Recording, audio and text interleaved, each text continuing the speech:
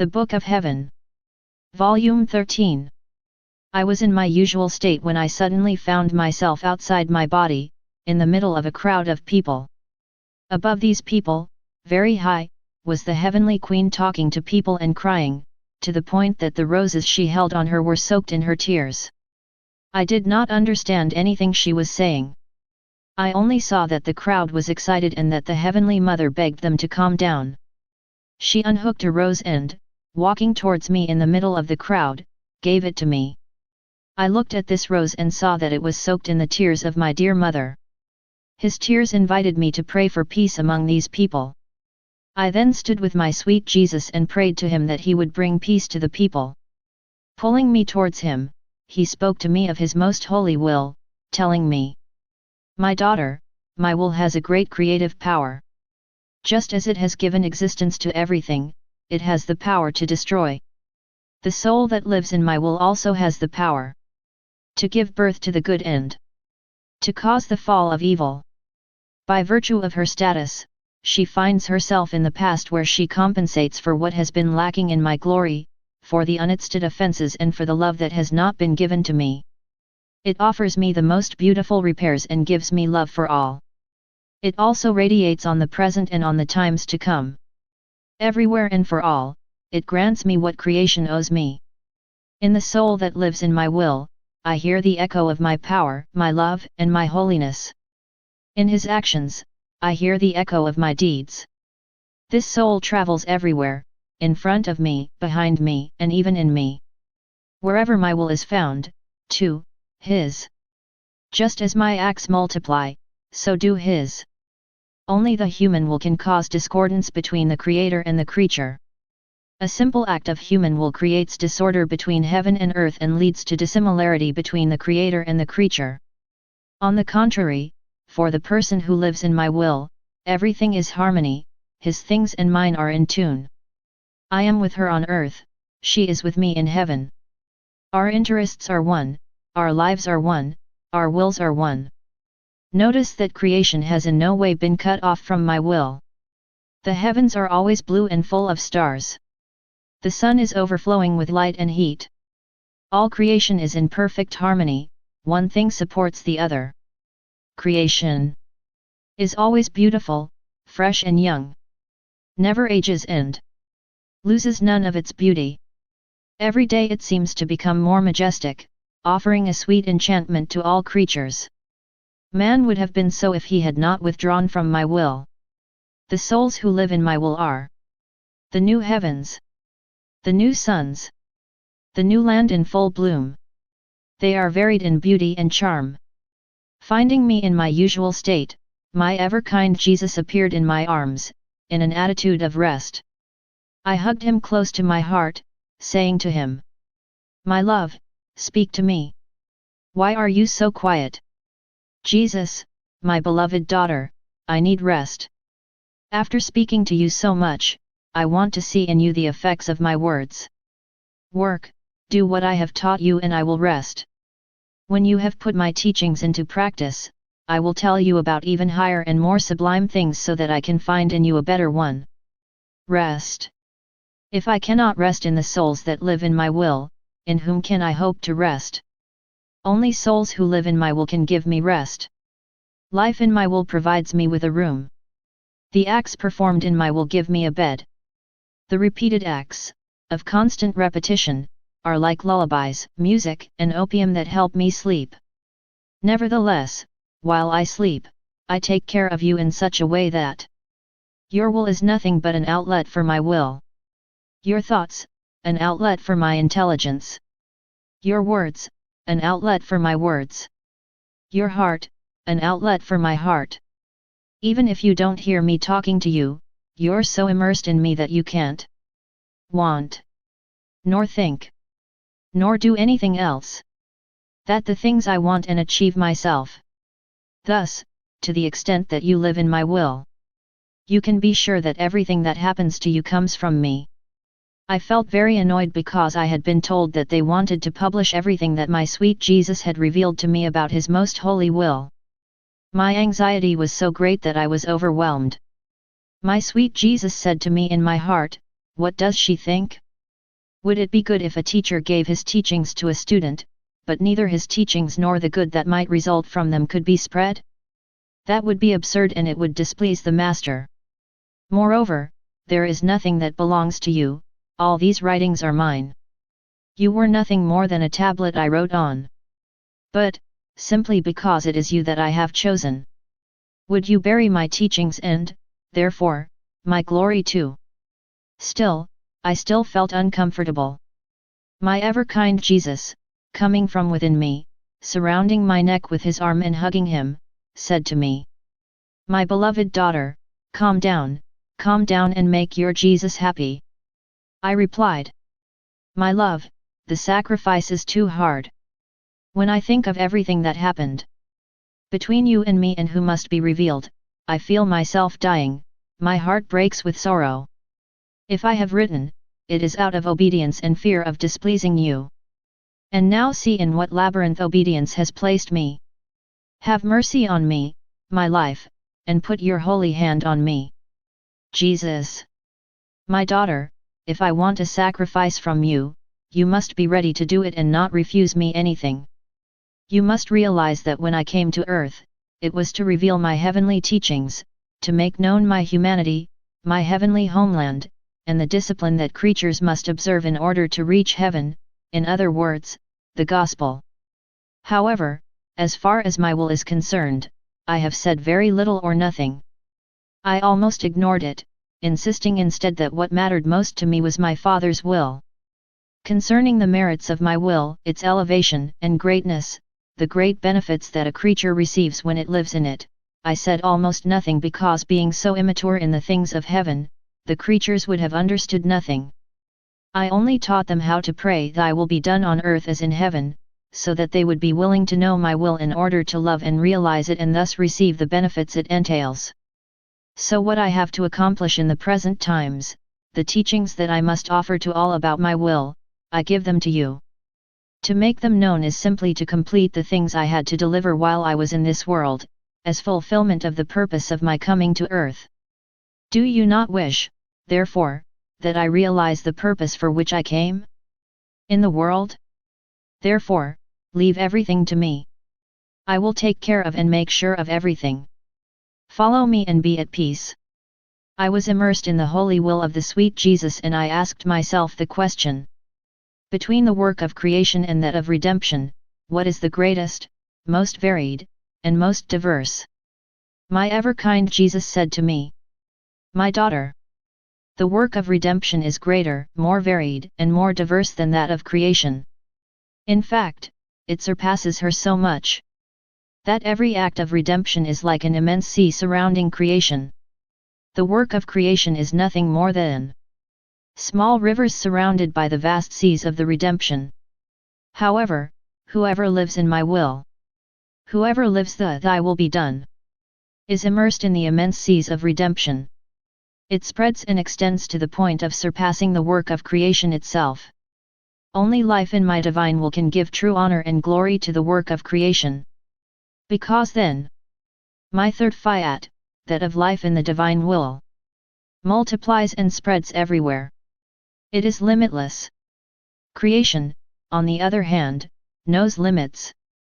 It cannot grow more than in its current state. My daughter, the greatest miracle that my omnipotence can achieve is that a soul lives in my divine will. Does that sound like a tiny thing to you? That my holy will, immense and eternal, descends into a creature which, unifying its will with mine, immerses itself in me? Then all his actions become mine, even the most innocuous things. Thus, her heartbeat, words, thoughts, movements, and breathing are those of God who lives in her. It carries within it both heaven and earth. It is only in appearance that it seems to be a mere creature. I could not grant greater grace, something more wonderful, a holiness more heroic than the grace of my third fiat. The work of creation is great. That of redemption is more so. By allowing the creature to live in my will, my third fiat surpasses the other two. Through creation, I launched my work. But I did not remain as the center of life in created things. Through redemption, I have made myself the center of the life of my own humanity, but not the center of life in creatures. And if their will does not adhere to mine, the fruits of redemption are useless.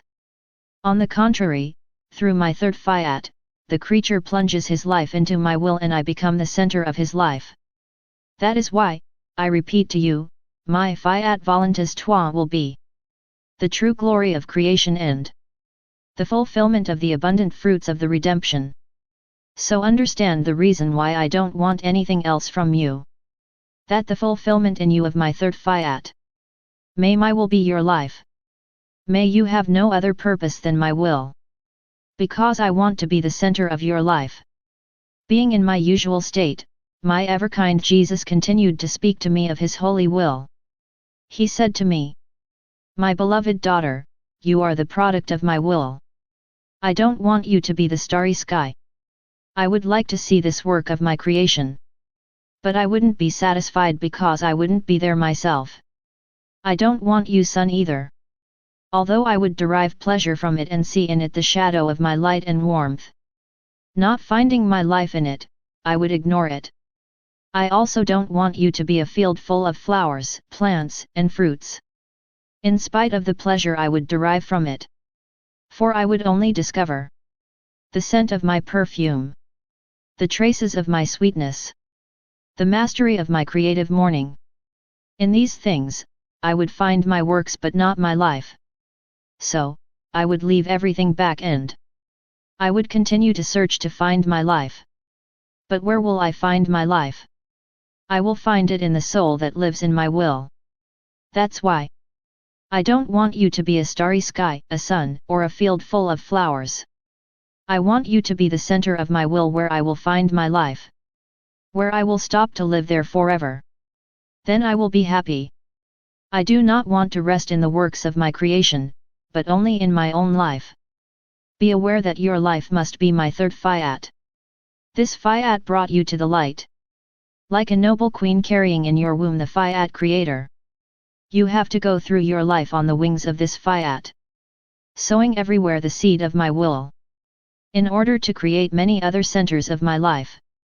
Here on earth. And, then, to continue in my fiat in heaven. Be faithful to me. Thus, my will be your life. A hand to guide you. Feet for your walk. A mouth for your word. Indeed, my will replace you for everything. Being in my usual state. My ever-amiable Jesus came, filled with majesty and love. He took my right hand into his and, approaching my heart, kissed her. Then he held my head firmly in his hands, resting them for a moment on my head. Who will be able to say how I felt?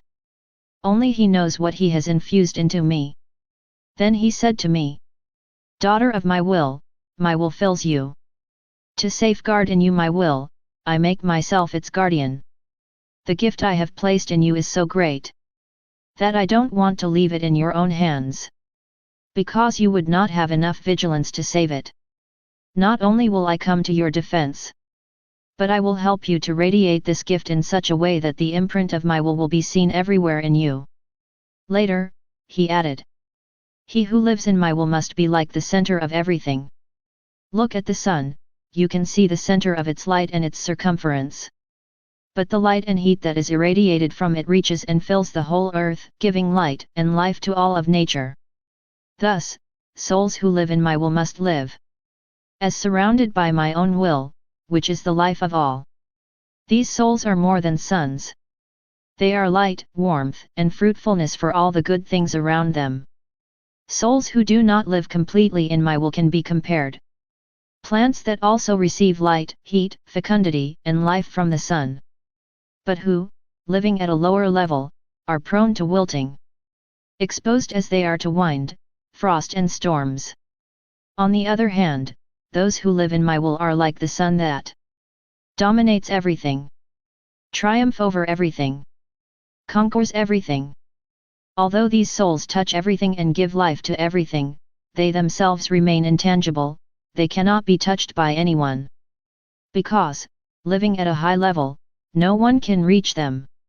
While I was completely immersed in the divine will, my sweet Jesus said to me, "My daughter, the souls who live in my will reflect on everything. As they reflect on everything, everything reflects on them. And as my will is the life of all things, they act in my will to give life to all things. They are reflected on all inanimate things and on plants. And these reflect on them. By my will, the whole creation is reflected on them. They harmonize all the things created. They give to everyone. They are each other's friends and sisters and receive love and glory from each one. My will makes them inseparable from me. Everything I do, they do too. My will does not know how to accomplish things that are different from myself. The kingdom of my will means to reign. And, thus, they are all queens. True kingdom does not exclude anything I have created. My will was immersed in the eternal will when, in an inexplicable light, it helped me to understand by saying to myself, "My daughter, for the person who lives in my will, the effect suffered is similar to what the earth receives when exposed to the sun. The sun, the king of creation, is very high, above everything. It seems that all nature depends on him for everything related to his life, its beauty and its fertility. A flower derives its beauty from the sun.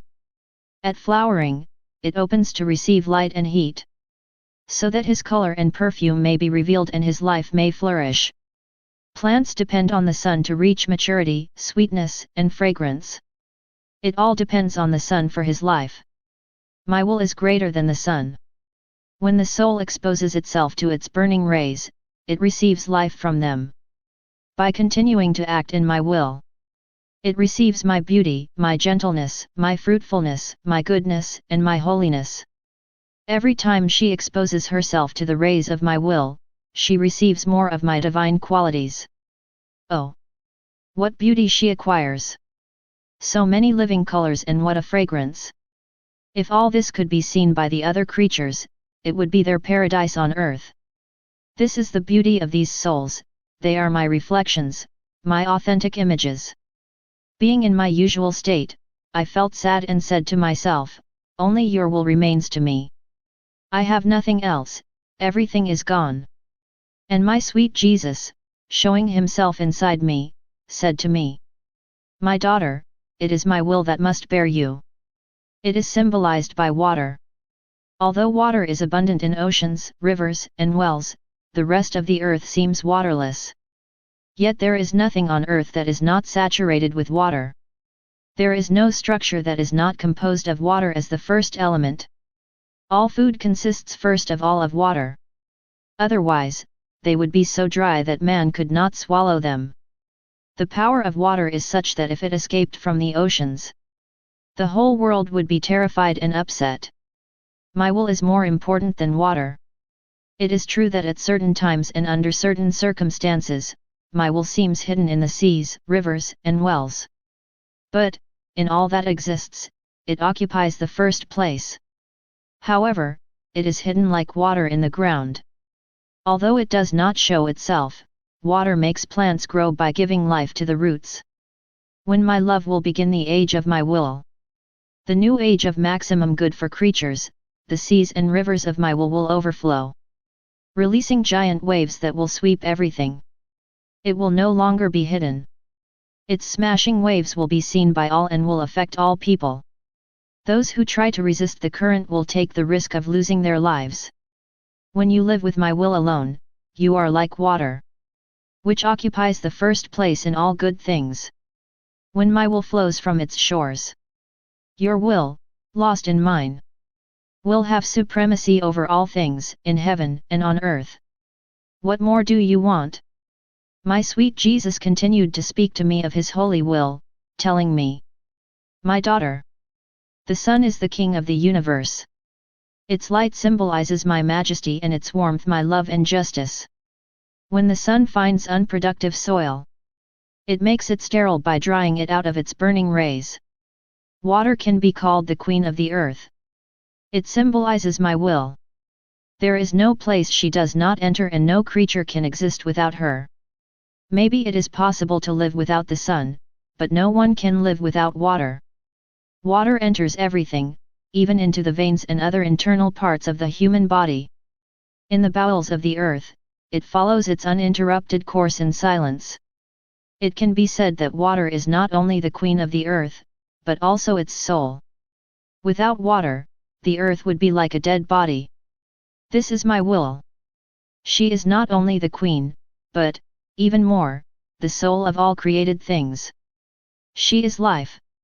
Of each beat and of each fiber of the heart. My will, like water, flows in everything. Sometimes silent and hidden. Sometimes eloquent and visible. Man can escape from my light, my love, and my grace. But never to my will. It would be as if he wanted to live without water. Even if there was a man crazy enough to hate water, then, despite the fact that he would hate it, he would be forced to drink it. It would be water or death. My will is like this, it is the life of all. But creatures may love it or hate it.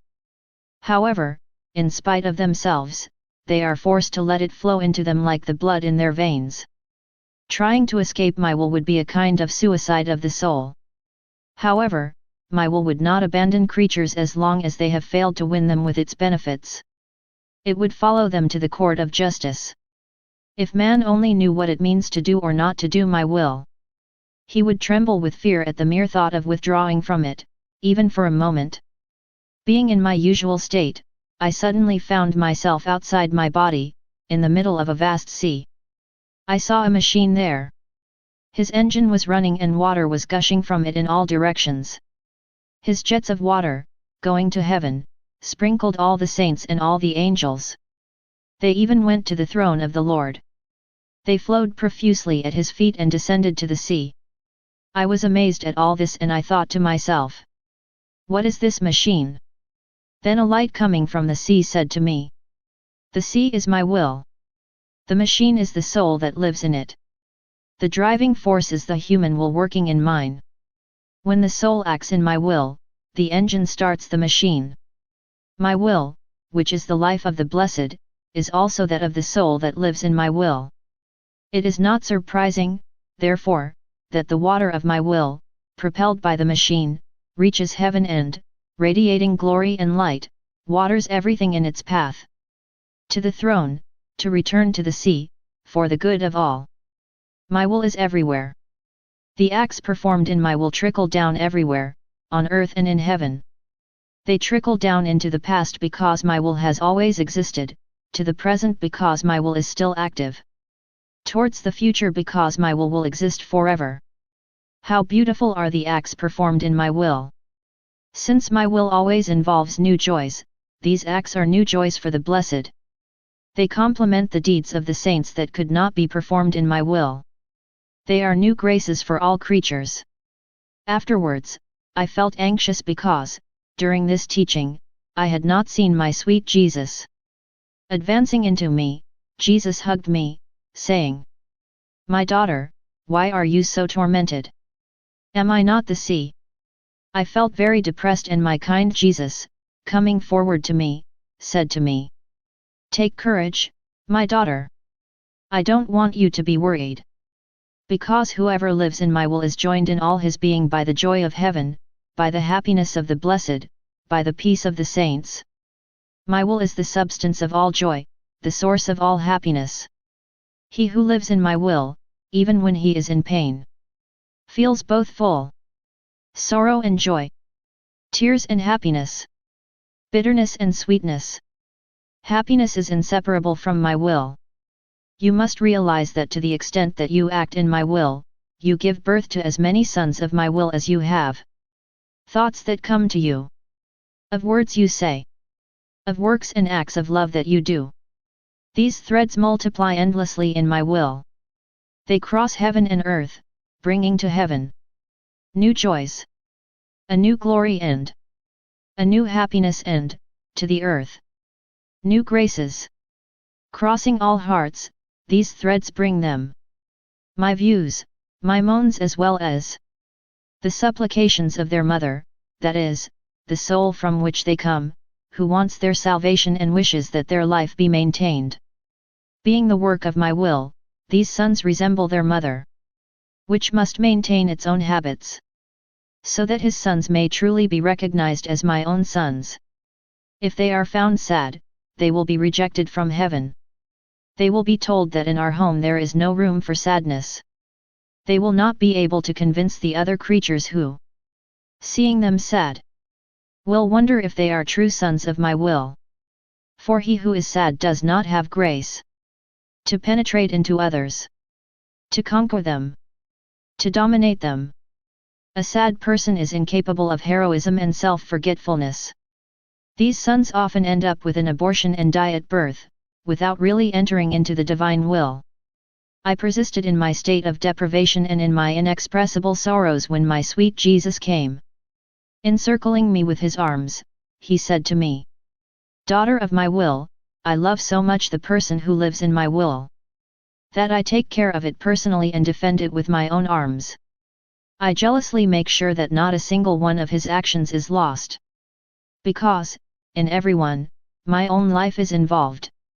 My first Fiat produced the creation and it is this same Fiat that continuously preserves it.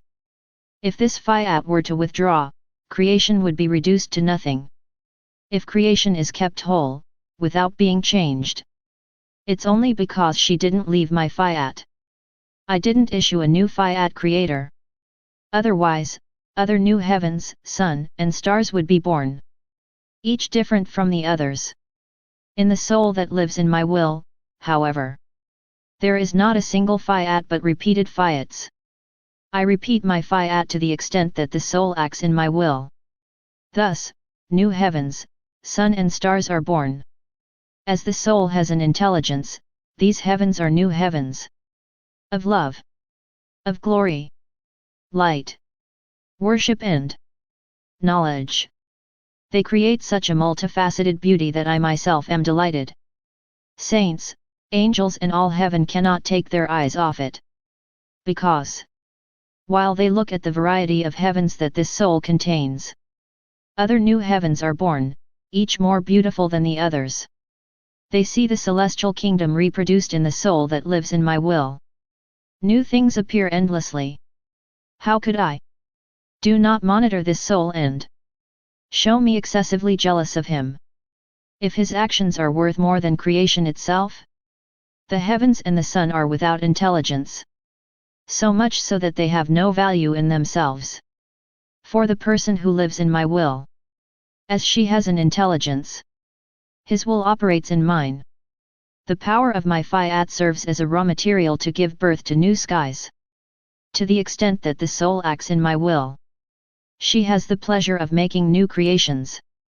His actions unfold the life of my will, reveal the wonders of my will, of my renewed Fiat. How could I not love this soul?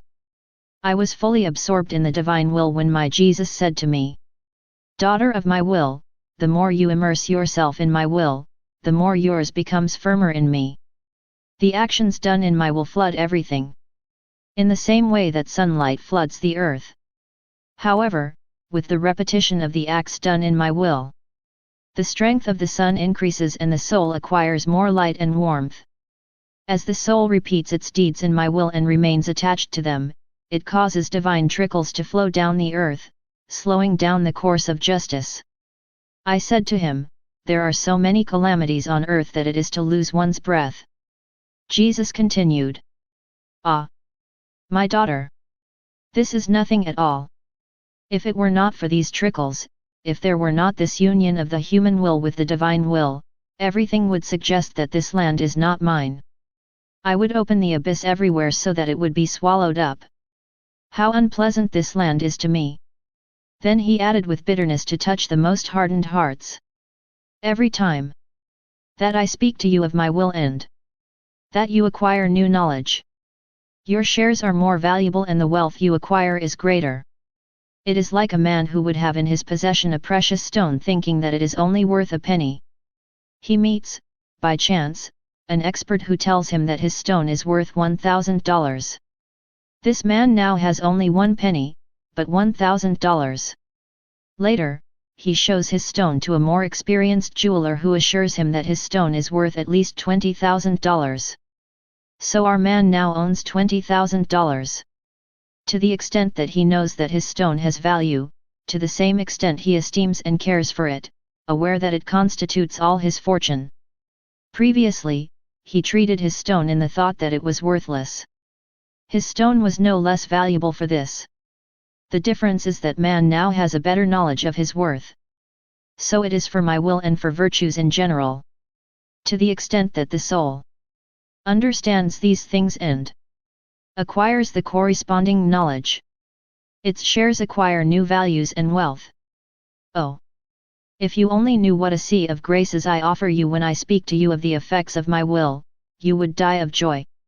You would celebrate as if you had acquired new realms to rule. I was complaining to my sweet Jesus about these blessed writings that they want to distribute. I felt ready to withdraw from his will. Jesus said to me, "My daughter, do you really want to escape from my will? It's too late. After you have committed yourself to my will. In return, my will has bound you with double chains in order to keep you safe. You have lived as a queen in my will. You've become accustomed to living on refined and nourishing foods. Under no authority other than that of the one who governs everything, including yourself. You have become accustomed to living with all comforts, immersed in immense riches. If you leave my will, you will immediately feel a lack of happiness, cold and a loss of power. All the benefits will disappear from you. And, from the status of queen, you will descend to that of a vile servant. Thus, you yourself, noticing the striking contrast that exists between living in my will and no longer living in it, you will plunge deeper into my will. That is why I tell you that it is too late. Moreover, you would take away a great joy from me. You must realize that I have acted with you like a king who falls in love with a friend who is very different from himself on a social level, but whose love for this friend is such that he decides to make him like him. But the king cannot accomplish everything at once. He realizes things little by little. First, he commissioned decorations to beautify the palace. He then created a small army for his friend. And, later, he gives her half of the kingdom.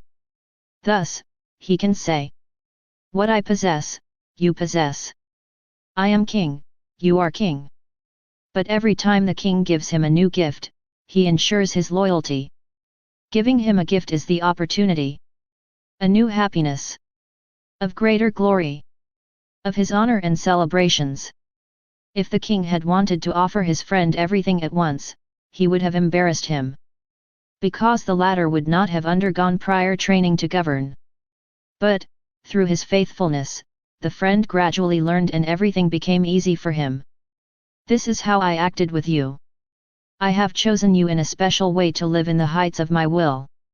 And, little by little, I made this one known to you.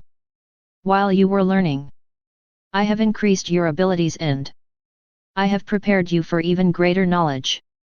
Every time I reveal to you a value, an effect of my will, I experience greater joy and, with heaven, I celebrate. As these truths, which are mine, are revealed to you, my joy and celebrations multiply. Therefore, leave everything to me and immerse yourself more in my will.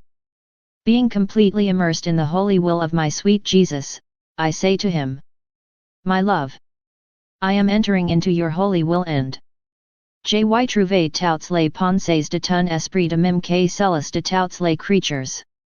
Je fais un courant avec mes pensées et celles de mes frères afin d'ento your relations. Je lie toutes ces pensées ensemble afin qu'elles forment un tout. Rendant homage, adoration, gloire, amour et réparation à ton intelligence. Pendant que je desais cela, monde Jesus avant que dans monde cœur. Et, se levant, il me dit. Ma fille inséparable de ma volonté. Comme je suis heureux. En voyant de nouveau tout ce que ma volonté réalise dans monde humanite. Je fonds. Tes pensées dans mes pensées. Tes paroles dans mes paroles. Tes battements de cœur dans mes battements de cœur. En me disant cela, il me couvrit de baisers. Par la suite, je lui dis. Ma vie, Pourquoi te reach hours tu et celebres tu aussi point chaque fois que tu me révéles un autre aspect de ta volonté. Jesus reprit. Tu dois réaliser que chaque fois que je te révèle une nouvelle vérité concernant ma volonté, c'est une union plus forte que j'ai établie entre toi et moi, in situ avec toute la famille humaine. C'est un lien plus étroit et une nouvelle disposition de monde héritage.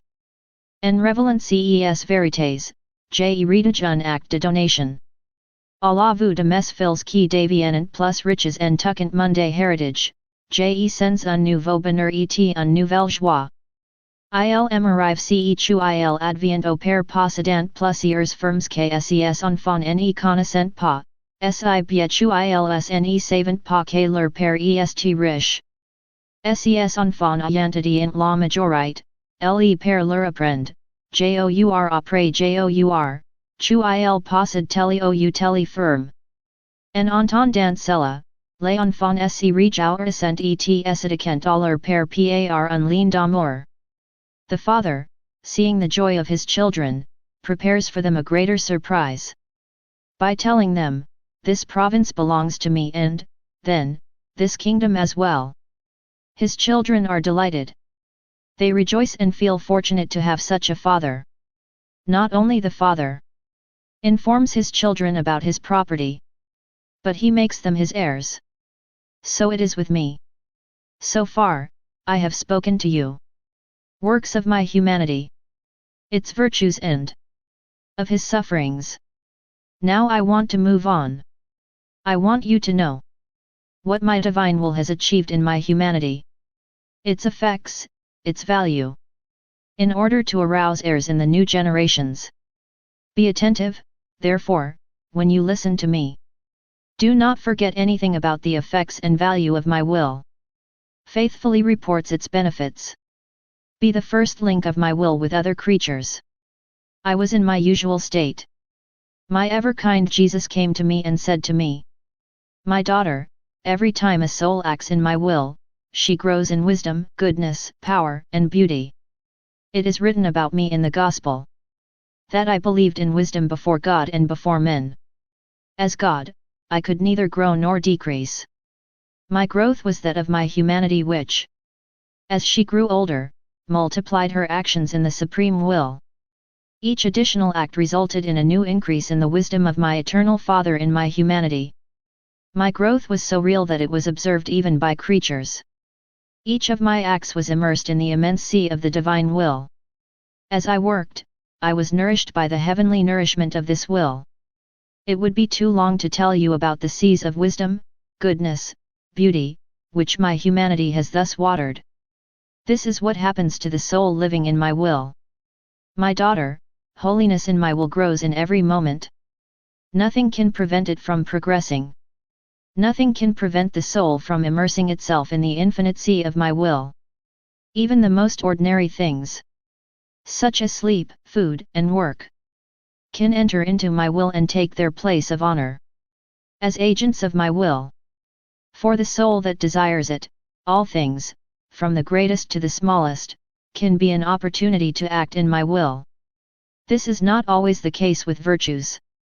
Because, often, when you want to practice a virtue, you don't have the opportunity.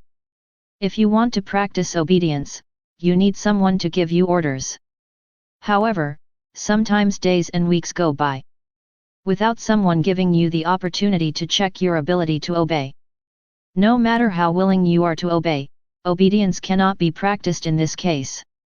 So it is with patience, humility, and all other virtues. As they are virtues of this low world, other creatures are needed to practice them. On the contrary, life in my will is a virtue of heaven. My action alone is enough for it to be practiced at all times. For me, it is easy to preserve it day and night. I was meditating on the Passion when I saw my sweet Jesus in Herod's palace, dressed as an insane man.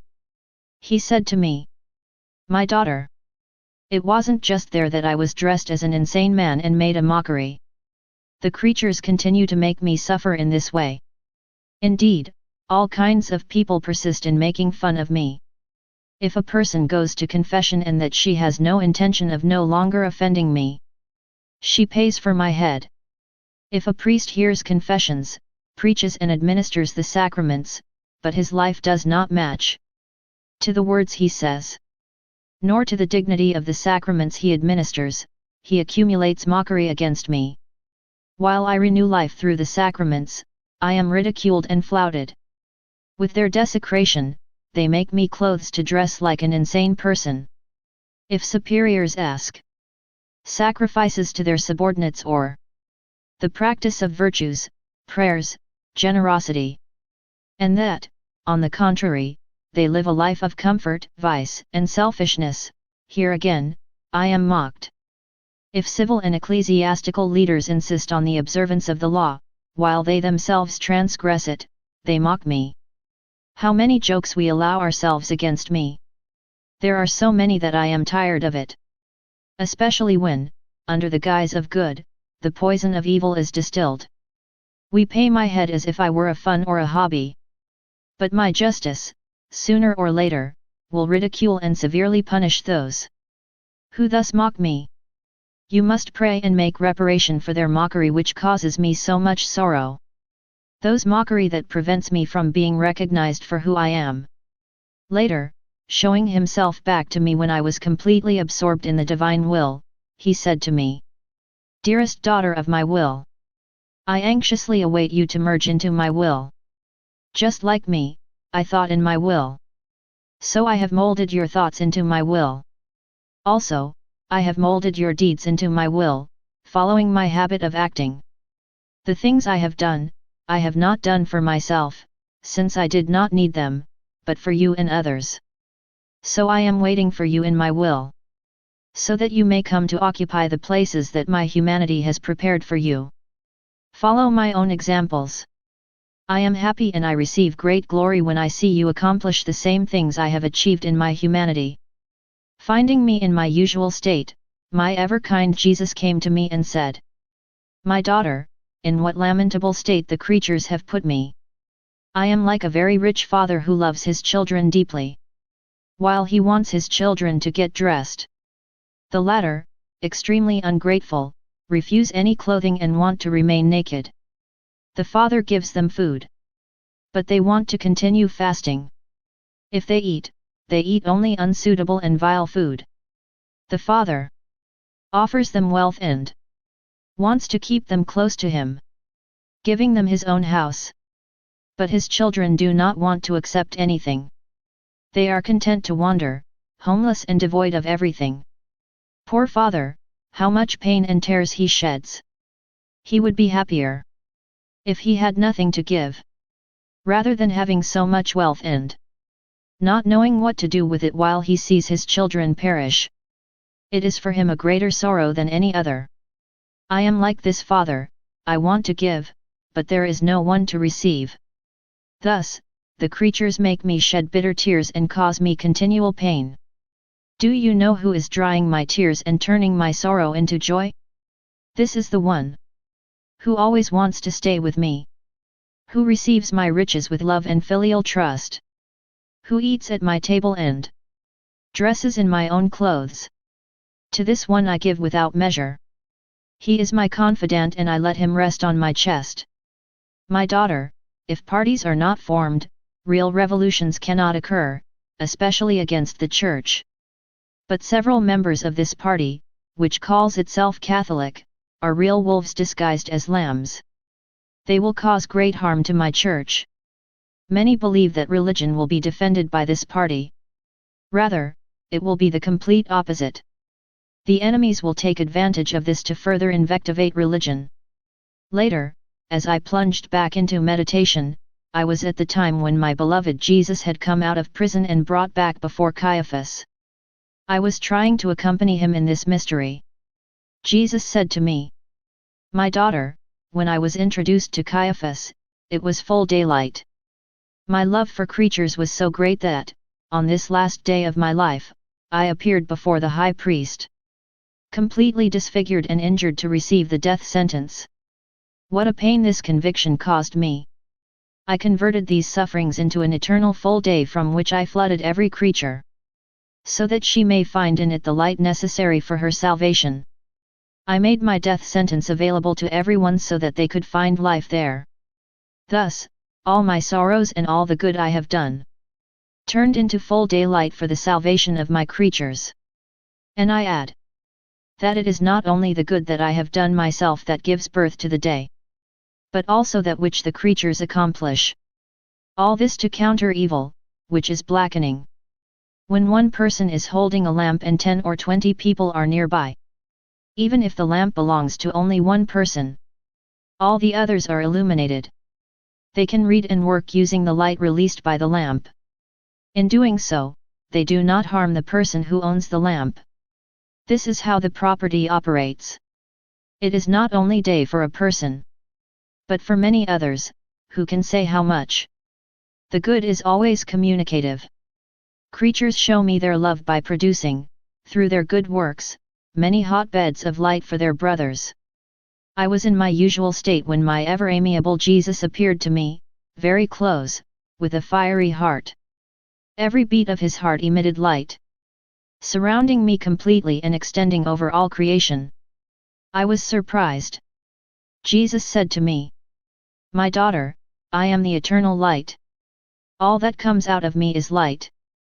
So it's not just the beating of my heart, which emit light, but my thoughts, my breathing, my words, my steps, every drop of my blood.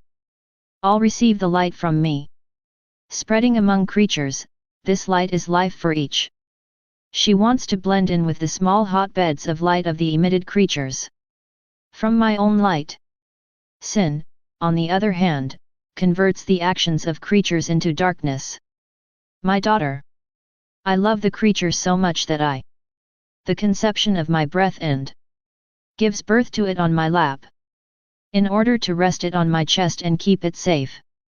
But the creature can escape from me when I no longer feel it in my breath, nor do I find it on my lap. My breath continually calls him and my knees get tired of waiting for him. I look for her everywhere to invite her to return to me. Ah! What a chasm of love pains the creatures plunge me into. Later, I heard about humility and I saw myself convinced that this virtue was not in me and that, by the way, I never thought about it. When my sweet Jesus returned, I mentioned to him my suffering. He said to me, "My daughter, do not be afraid, I have raised you in the sea. Anyone who lives in the sea does not know the land." If I asked fish what the earth looks like, what its fruits, plants, flowers look like, they would reply, "We were born in the sea and we live in the sea. Water feeds us. Although others would drown in it, we rush in all directions and it brings us to life. Although the blood of other creatures would freeze in our condition, for us it warms up. The sea is everything to us, it serves as our bedroom and we swim in it. We are vainards because we don't have to get tired to find food. The things we want are always at our disposal. The water alone screwed us up. If, now, we questioned the birds, they would answer us. We know plants, tall trees, flowers, and fruits well. But we have to put a lot of effort into finding seeds to feed us or a hiding place to escape the cold and rain. The image fish in the sea corresponds to the soul that lives in my will. From birds on earth to the soul that follows the path of virtues. As you live in the sea of my will, it is not surprising that my will alone is enough for you for everything.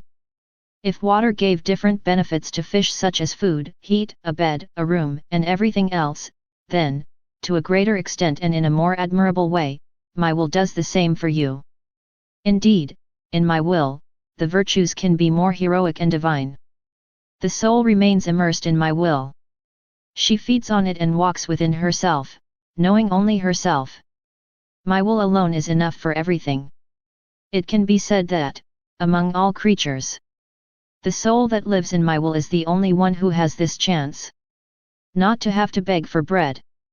The water of my will invades it from above, from below, from the left and from the right. If the soul wants food, it eats. If she needs strength, she finds it. If she wants to sleep, she finds the coziest bed to rest. Everything is at his disposal. I worshipped the wounds of my crucified Jesus and thought to myself, how ugly sin is. He reduced my greatest good to such a heartbreaking state. Leaning his most holy head on my shoulder, my ever-kind Jesus said to me with a sigh, my daughter, sin is more than ugly, it is horrible. It is the wilting of man. When he sins, man undergoes a savage transformation, all the beautiful things I had given him become covered in horrible ugliness. It is not only man's senses that sin, but it is the whole man who is involved. Sin is his thought, its heartbeat, breathing, its movements, his steps. His will leads him to a single point. She provokes through her whole being. An excess of darkness that blinds him. Toxic air that poisons him. Everything is black around him, everything is deadly. Anyone who approaches him puts himself in a dangerous situation. Terrible and frightening is man in a state of sin. I was terrified. Jesus continued. If man is horrible in the state of sin, he is on the other hand very beautiful in the state of grace. By doing good, even if it is a small thing, the effect on man is brilliant. The good makes him know a celestial, angelic, and divine transformation. His will for good brings his whole being to a single point, so that his thoughts, words, heartbeats, movements, and steps are good. Everything inside him and outside of him is light.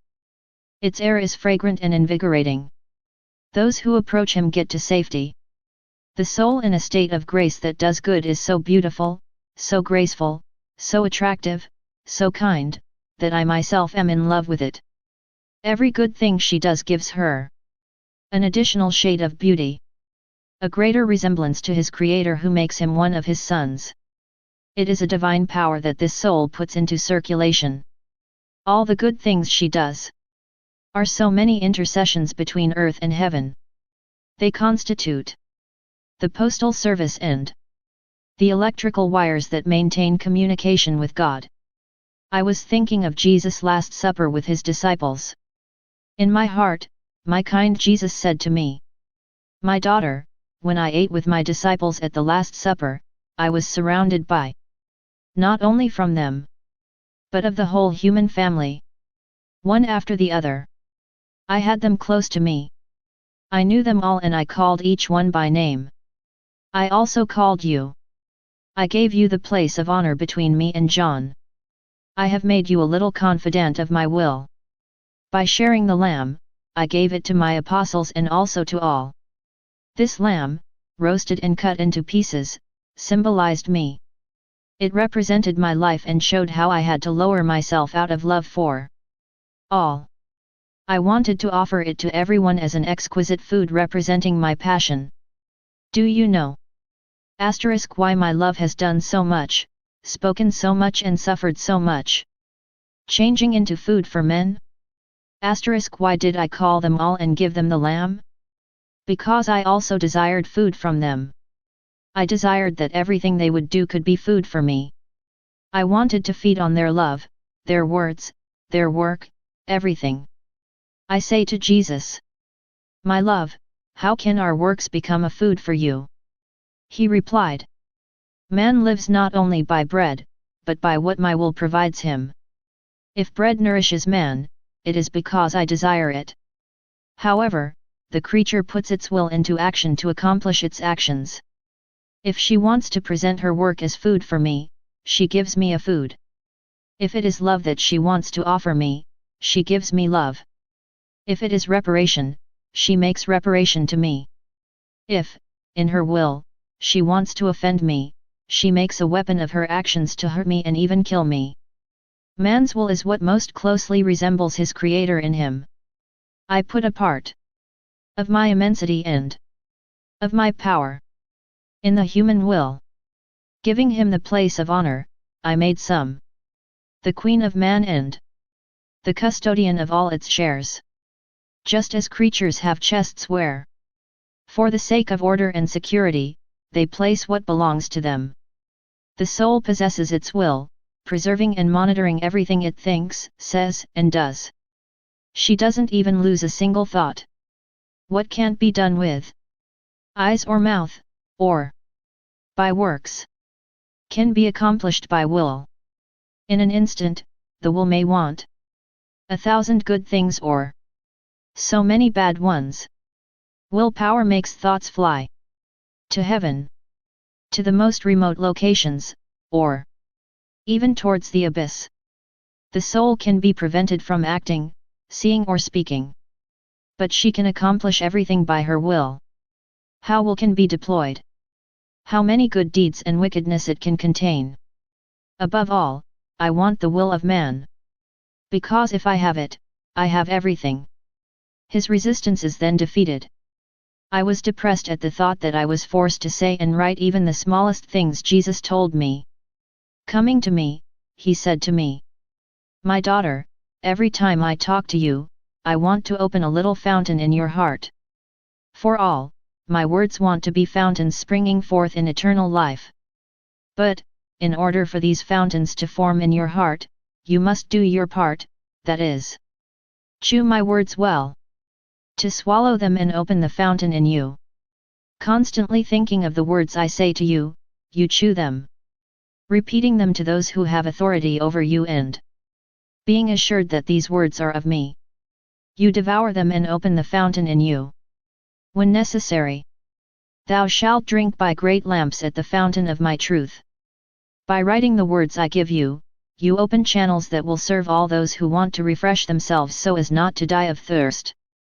But if you don't communicate these words, you won't think about it. By not chewing them, you will not be able to devour them. You run the risk. Let the fountain not be formed in you and let the water not gush out. When you feel the need for water, the first to suffer from thirst will be you. If you don't write and, consequently, don't open the channels, how many good things will you deprive others of? While I was writing, I thought to myself, it has been some time since my sweet Jesus told me about his most holy will. I feel more inclined to write about him. I feel more pleasure, as if it were my exclusivity. His will is enough for me for everything.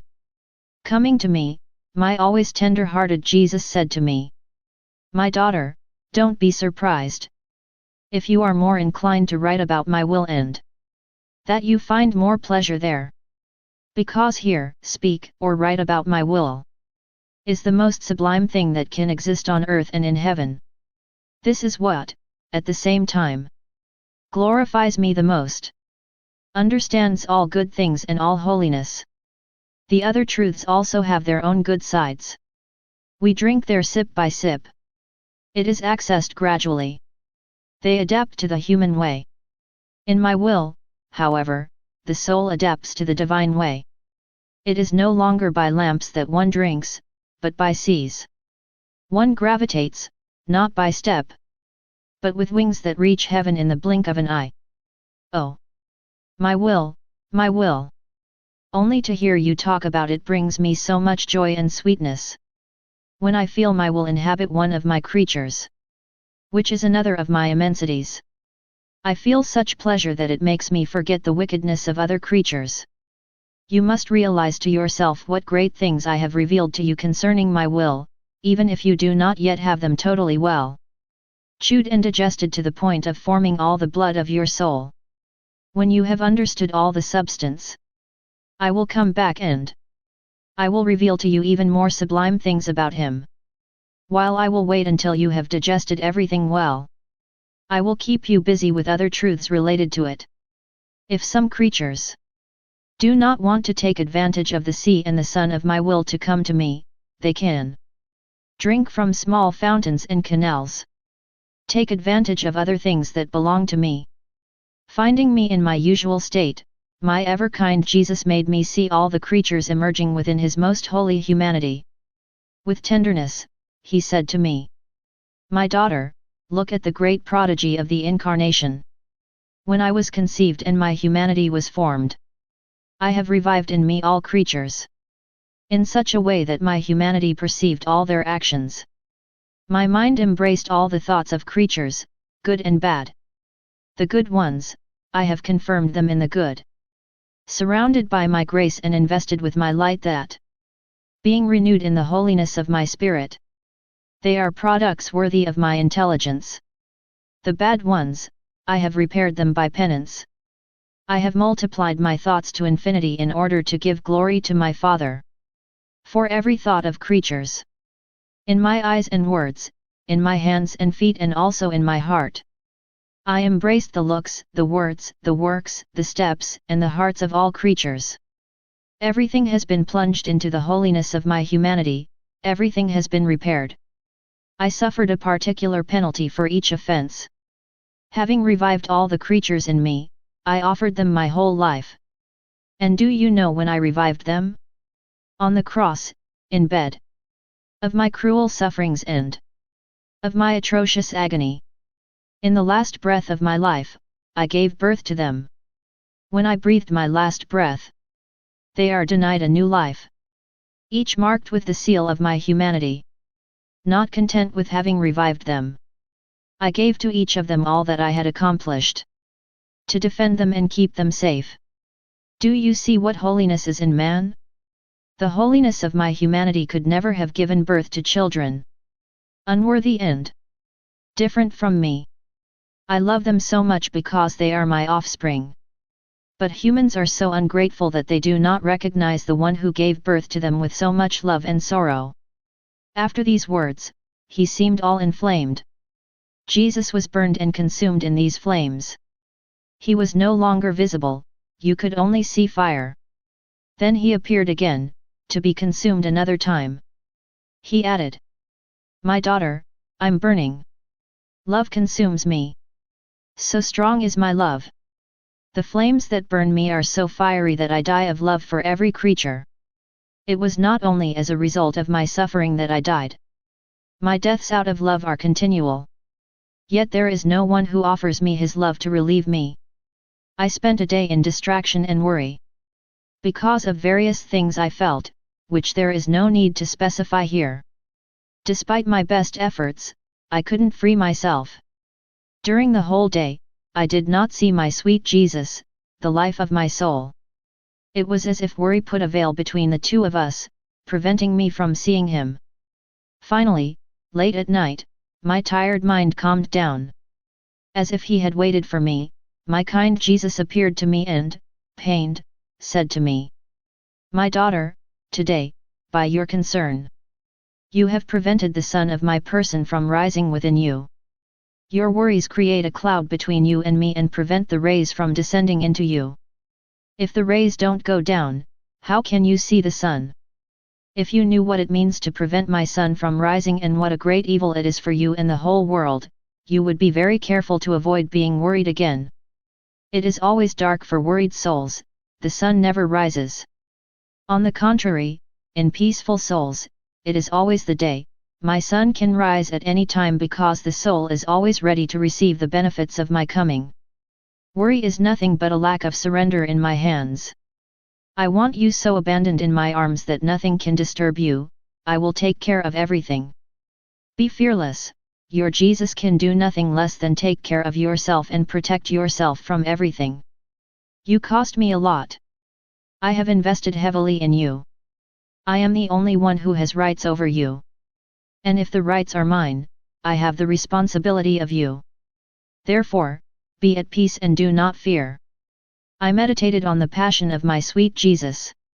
Coming to me, he said to me, "My daughter, whenever the soul thinks of my passion, whenever she remembers what I suffered or every time she feels compassion for me, the application of my sufferings is renewed in her.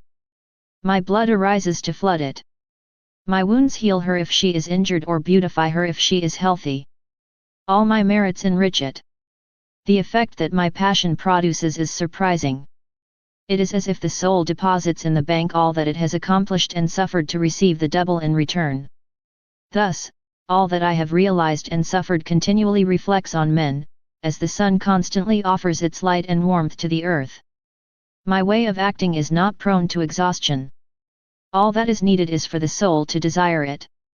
As often as the soul desires, it receives the fruits of my life. If she remembers my passion 20, 100, or 1,000 times, so many times it will enjoy its effects. How few make it their treasure. In spite of all these benefits, we see so many weak, blind, deaf, dumb, and lame souls, in short, disgusting living corpses. What for? We forget my passion while my sufferings, my wounds, and my blood offer strength to overcome weakness, a light to give sight to the blind, a tongue to loosen the tongues of the mute and open the ears of the deaf, a way to guide the weak, life to raise the dead. All the remedies that humanity needs so much can be found in my life and passion. But creatures despise this medicine and do not take advantage of my solutions. Also, despite my redemption, man is withering away, as if he were suffering from incurable tuberculosis. What particularly pains me is the sight of religious people who go to great lengths for questions of doctrine, for speculation and stories, but who have no interest in my passion. Too often, my passion is banished from churches and from the mouths of priests. Their words are without light and the people find themselves more helpless than ever. Later, I saw myself facing a sun whose rays were stinging on me and penetrating me. I felt assailed, to the point of being completely at his mercy. His bright light did not prevent me from looking at him, and every time I looked at him, I experienced greater happiness. My sweet Jesus, coming from within the sun, said to me, "Beloved daughter of my will, the sun of my will floods you wonderfully. You are nothing but the prey, the toy, and the consolation of my will. To the extent that you immerse yourself in it, my will, like the light of the sun, pours out upon you the fragrances of my holiness, power, wisdom, goodness, etc. How eternal my will is! The more you strive to stay in it and make it your life, your own will absorbs my immutability and impassibility. Eternity immerses you totally, so that you participate in everything and nothing leaves you. All this so that my will may be honored and glorified fully in you. I want. Nothing is missing from the first daughter of my will. Nothing that belongs to me and that distinguishes it in all heaven. As the first custodian of holiness in my will. So be careful. Never leave my will so that you may receive all the fragrances of my divinity and that abandoning all that is yours, you are able to proclaim all that is mine. So that my will may be the center of your life. I felt totally immersed in the divine will. Coming to me, my kind Jesus said to me, "Daughter of my will, observe how the immense sea of my will peacefully invades your heart. Don't think that this sea has only been immersing you for a short time. It has been immersing you for a long time, because it's my habit to act first and to speak then. It is true that your beginnings were marked by the sea of my passion. Know that all holiness passes through the door of my humanity. There are saints who dwell at the door of my humanity and others who advance further. I invaded you with my will, and when I saw that you were well disposed and that you had given me your own will, then the sea of my will flowed into you in an ever-increasing flow. Each new act you performed in my will brought within you a new growth. I didn't tell you much about all this. Our wishes have joined and understood without us having to talk about it. Just by seeing each other, we understood each other. I rejoiced in you. I felt the delights of heaven in you, which were in no way different from those experienced by the saints. As these delights make the saints happy, they also make mine. Immersed in my will, they can only give me joys and delights. But my joy was not complete. I wanted my other children to be part of such a great good as well. Also, I began to bet you on my will in a surprising way. The more truths I revealed to you, the more channels I opened from the sea, for the benefit of others, in such a way that these canals can spread abundant water all over the earth. My way of acting is communicative and always in action. It never stops. But these channels directed at my creatures often become muddy. Others become stony and water circulates with difficulty. Not that the sea does not want to give its water, nor that water is not clear and able to penetrate everywhere, but because creatures oppose such a great good. Thus, if they read about these truths without being well disposed. They do not understand anything. They are confused and blinded by the light of these truths. For those who are well disposed, there are light to illuminate them and water to refresh them, in such a way that they will never want to detach themselves from these channels, given the great good they derive from them and the new life that emerges in them. So you have to be happy to open these channels for the benefit of your brothers, not letting down any of my truths, so little that they seem to help your brothers to enjoy the water. So take care to open these channels, and thus to please your Jesus who has done so much for you. I said to my ever-kind Jesus, it's been a long time since you put me in you. I felt safer and safer there. I participated more in your divinity, as if I was almost no longer on earth and heaven was my residence. How many tears I shed when your will put me back outside. Only feeling the air of the earth was an intolerable burden for me. But your will won and, lowering my head, I resigned myself. Now I still feel you in me. When I feel an irresistible need to see you, then, by moving in my heart or by letting me glimpse your arm, you calm me down and bring me back to life. Tell me, what is the reason? Jesus, my daughter, he is only suitable. That after having carried you into my heart, it is your turn to carry me into your heart. If I placed you in my heart, it is because I wanted perfume your soul and put in you a new heaven, in order to constitute in you a dwelling worthy of me. It is true that you felt safer and that you have been invaded by more joy. But the earth is not a place of delights. Suffering is his inheritance and the cross is the bread of the strong. Moreover, to establish in you my will, it was necessary for me to live in you and that I am like the soul of your body. My will cannot descend into a soul, then in a special way out of the ordinary. It cannot do so unless the soul receives very special privileges.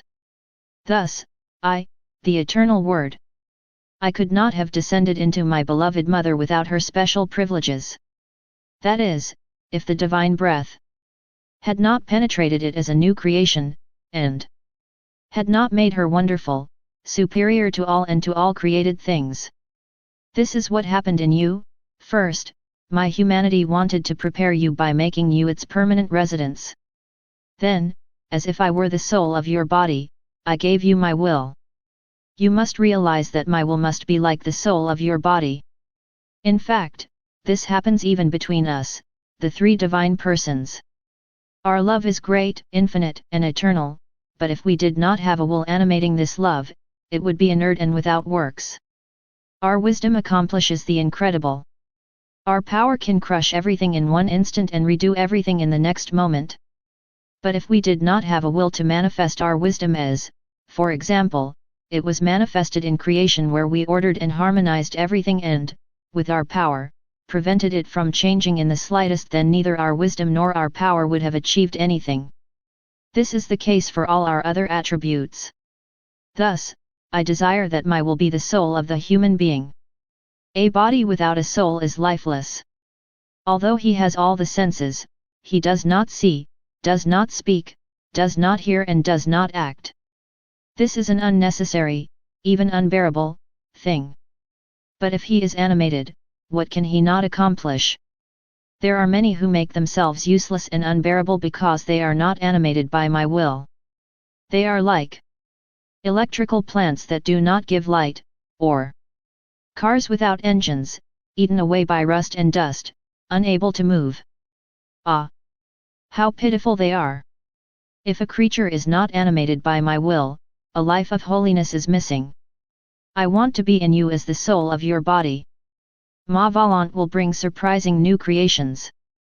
I will give a new life to my love, a new masterpiece to my wisdom, a new movement to my power.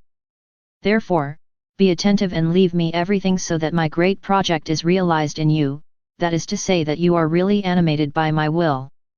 I spent the night watching. Often my thoughts flew to my Jesus tied up in prison.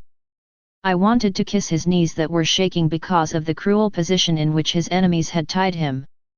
I wanted to wipe away the sputum from which he was soiled. As I thought about this, my Jesus, my life, appeared to me in a deep darkness, in which I could barely distinguish his adorable person. Sobbing, he said to me, "Girl, my enemies left me alone in prison. Horribly tied up and in the dark. All around, there was only a deep darkness. Oh! How this darkness afflicted me! My clothes were soaked by the dirty water of the torrent. I felt the stench of prison and the spitting that had soiled me. My hair was messy and there was no one compassionate enough to remove it from my eyes and mouth. My hands were tied with chains and the thick darkness prevented me from seeing my condition so pitiful and humiliating. Oh! How many things reflected my sad condition in this prison. I stayed in this state for 3 hours. I wanted to restore the 3 laws of the world. The law of nature. The written law and the law of grace. I wanted to liberate all humans. To reunite them and give my sons the freedom that belongs to them. By staying there for 3 hours. I also wanted to restore the 3 stages of earthly life. Childhood, adulthood and old age. Also, I wanted to restore man when he sins. By passion. By will and by obstinacy. Oh! How the heavy darkness I suffered made me feel all the darkness that sin has produced in man. Oh! How I cried for him, telling him, "Oh man, these are your sins. Who threw me into this gloomy darkness? Where I suffer to give you light. It was your iniquities that defiled me. Iniquities that darkness does not even allow me to see. Look at me, I am the image of your sins. If you want to see them, look at them in me." During my last hour in this prison, however, dawn came, and through the cracks, a few faint glimmers of light filtered through. Oh!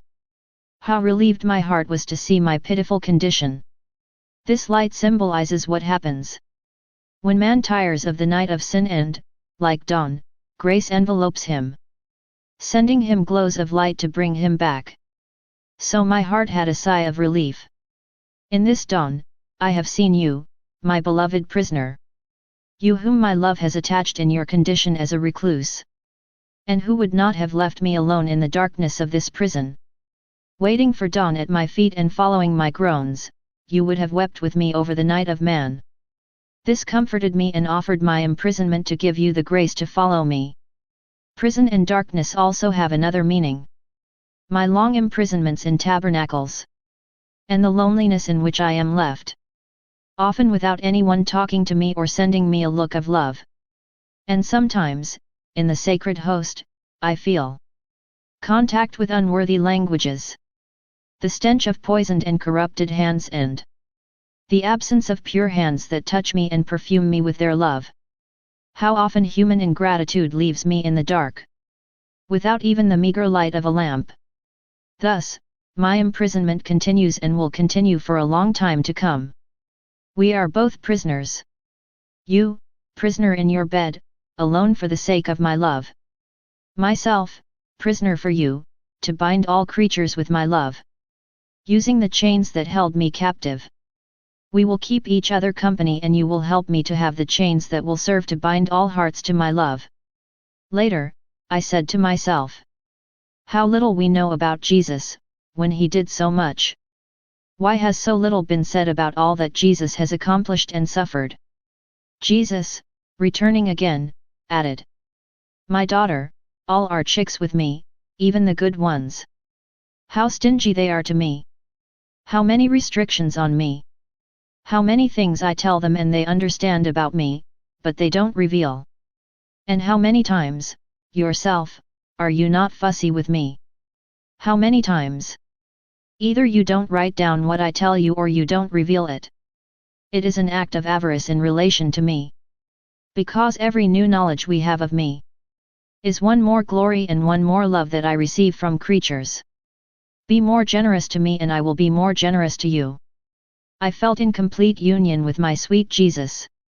When he came to me, I threw myself into his arms, abandoning me entirely to him as in my center, and feeling an irresistible need to stay in his arms. And my sweet Jesus said to me, "My daughter, what you feel is the drive of the creature who seeks the bosom of his Creator and wants to rest in his arms.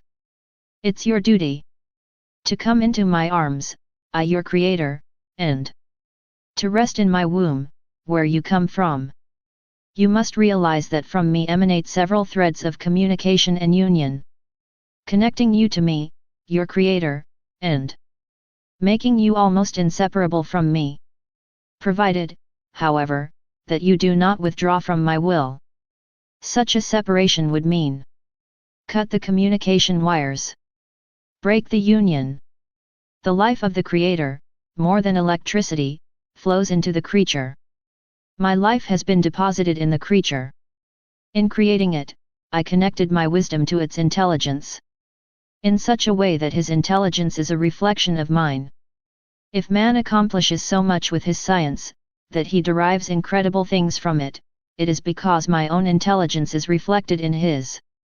If his eyes are activated by light, it is that my eternal light is reflected in him. We, the divine persons, we don't need to talk to each other to understand each other. But in creation, I wanted to use words. I said Fiat and the things of creation found existence. Through this Fiat, I granted creatures language, so that they too can communicate with each other and understand each other. Human voices are connected as if by electrical wires to my first word, from which all the others derive. When I created man, I sent on him my breath, giving him life. I put my life in him, to the extent that human capacity could contain it. I put everything in him. There is nothing in me that he did not take part in. Thus, even man's breath is the echo of mine. The breath with which I give him life continuously. His breath is reflected in mine, which I constantly feel in me. Do you see the many relationships that exist between me and creatures? I love them very much, because I consider them my offspring. They are exclusively mine. And how much I have ennobled the will of man. I connected his will with mine, granting him all my privileges. I made it free as my own will. Whereas, I have provided the human body with very small eyes, limited and restricted, emanating from my eternal light. His will makes it all eyes. So much so that, to the extent that the human will takes action, it can be said that it has so many eyes.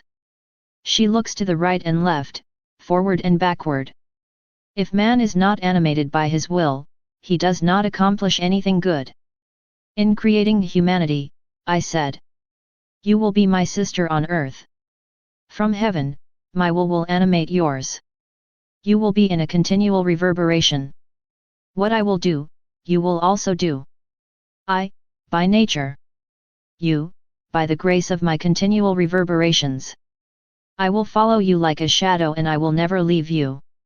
In bringing the creature to life, my only goal was for it to fulfill my will in everything. I wanted to give myself offspring. I wanted to make her a wonderful prodigy, worthy of me and totally like me. But, alas, the human will has chosen to oppose mine. You see, nothing can be accomplished in isolation.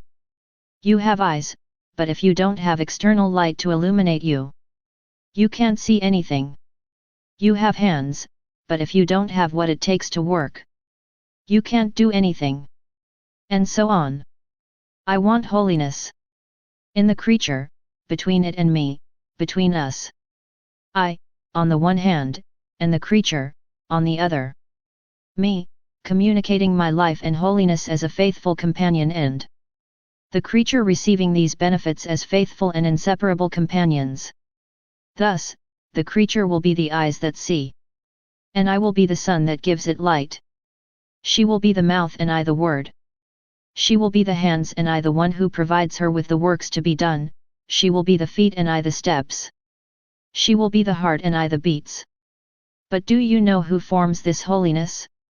Only my will keeps intact the purpose of creation.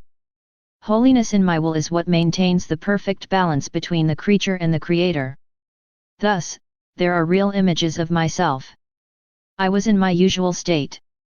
My ever-kind Jesus allowed me to see that he took a light from me and carried it away. I shouted, "Jesus, what are you doing? Do you want to leave me in the dark?"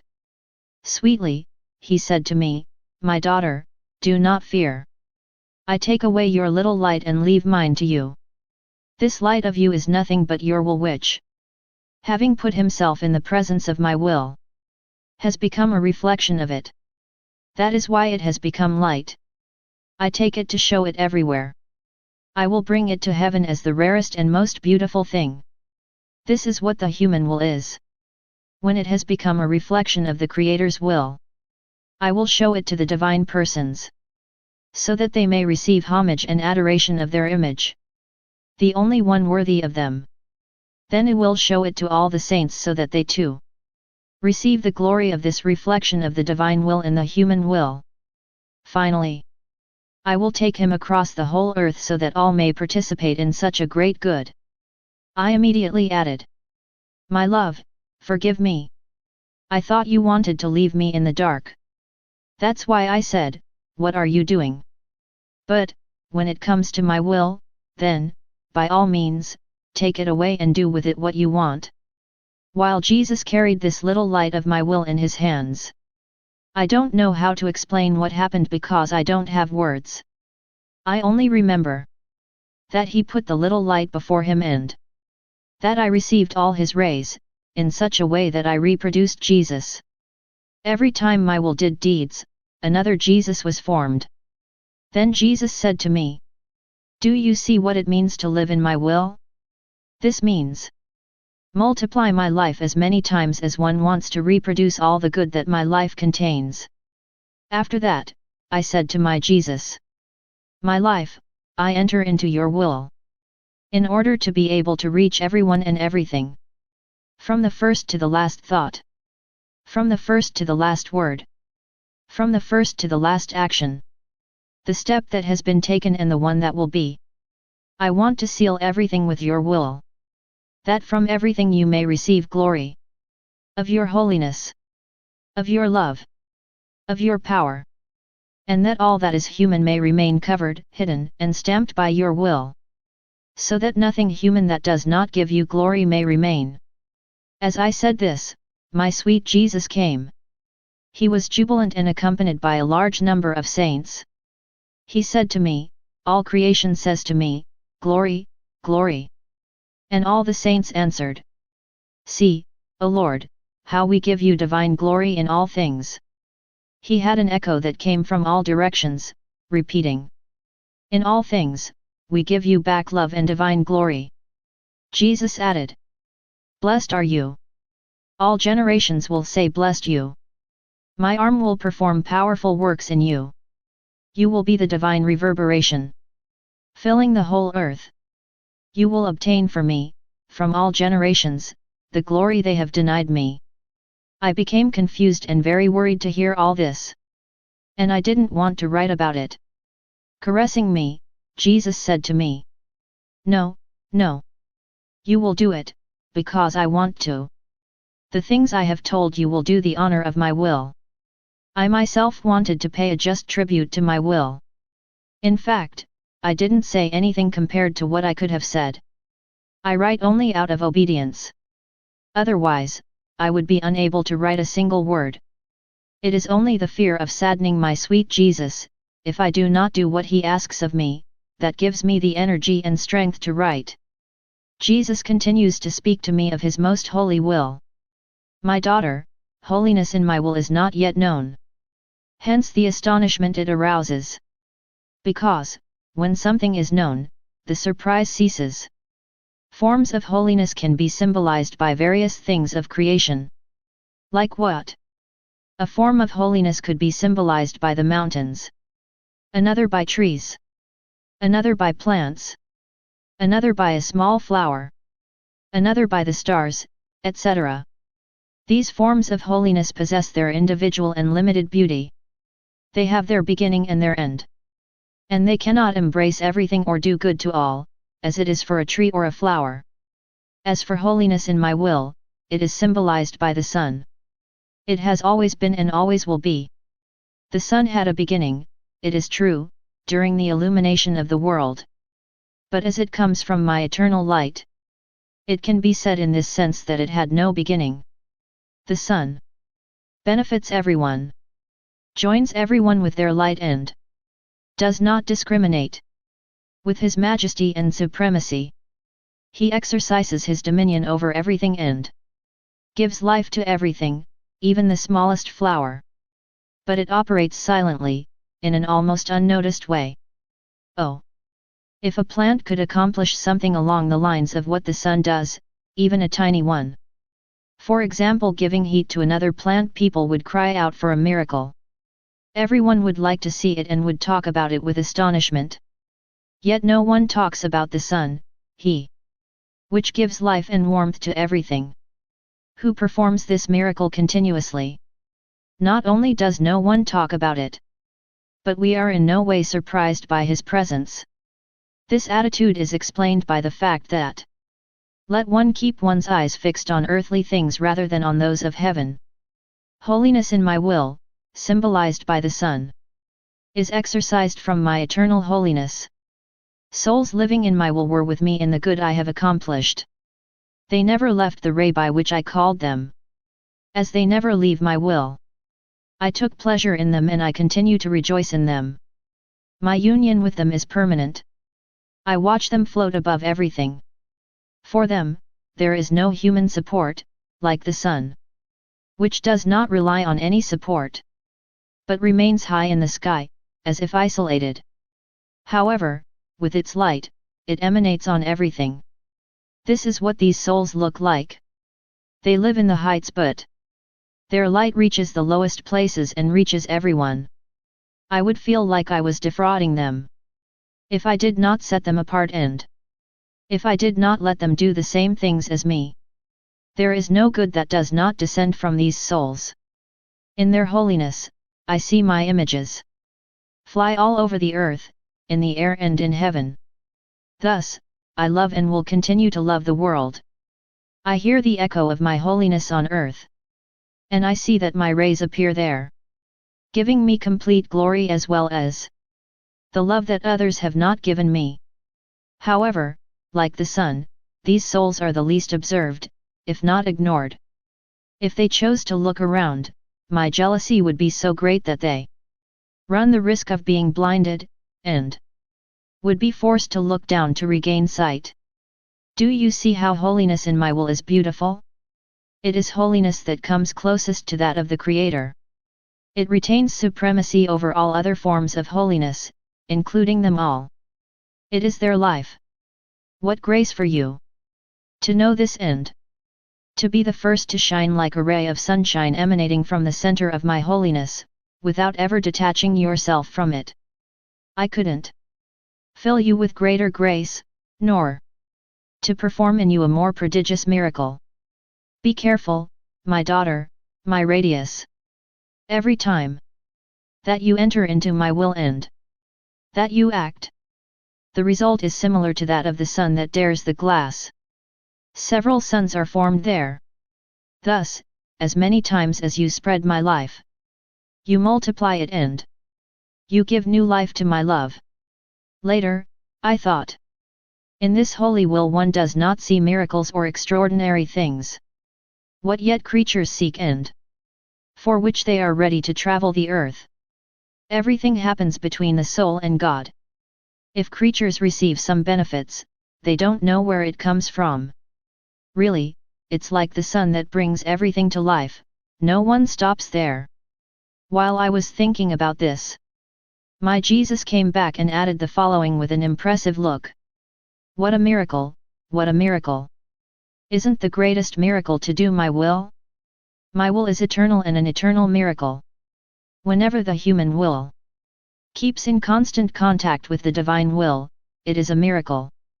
Raising the dead, giving sight to the blind and the like are not eternal things, they have an end. Truly, one cannot call miracles mere shadows, ephemeral things, compared to the great permanent miracle of life in my will. So does not give importance to these miracles. But I know when they are useful and necessary. This morning, my ever-kind Jesus showed himself completely tied up, his hands, his feet, and his waist. From his neck hung an iron chain. He was so firmly tied up that his divine person could absolutely not move. What a painful position, enough to draw tears from a stone. And Jesus, my greatest good, said to me, "My daughter, in the course of my passion, all the suffering I suffered competed with each other. But, at least, they brought changes, one supplanting the other. They were like sentinels, making sure to continuously increase my pain. As if each wanted to boast of being worse than the others. But the links were never removed from me. I was led to Mount Calvary always with my ties. Indeed, they did not stop adding strings and chains. In fear that I will flee and also to ridicule me more. These links added to my pain, to my confusion, to my humiliation and also at my falls. Be aware, however, that these links hid a great mystery and a great atonement. Man, falling into sin, remained attached to the bonds of his sin. If sin is mortal, the bonds are iron. If it is venial, the links are rope. Whenever he is about to do good, it feels the interference of links and he feels unable to act. This interference he feels annoys him, weakens it and leads him into new falls. If he acts, he feels interference in his hands, as if he has no hands to do good. His passions, seeing him thus attached, rejoice and say to themselves, "Victory is ours." From king that he is, they make him slave to their brutal demands. How abominable man is in the state of sin! In order to free him from his shackles, I chose to be bound. I never wanted to be without chains. So that these channels are always available to break those of man. And when the blows and pushes made me fall, I stretched out my hands to detach the man and free him again. While Jesus was saying this, I saw almost all humans tied with chains. They were pitiful to see. I prayed that Jesus would touch their chains with his so that those of the creatures would be broken. I kept society with Jesus who was dying in the Garden of Gethsemane. As much as I could.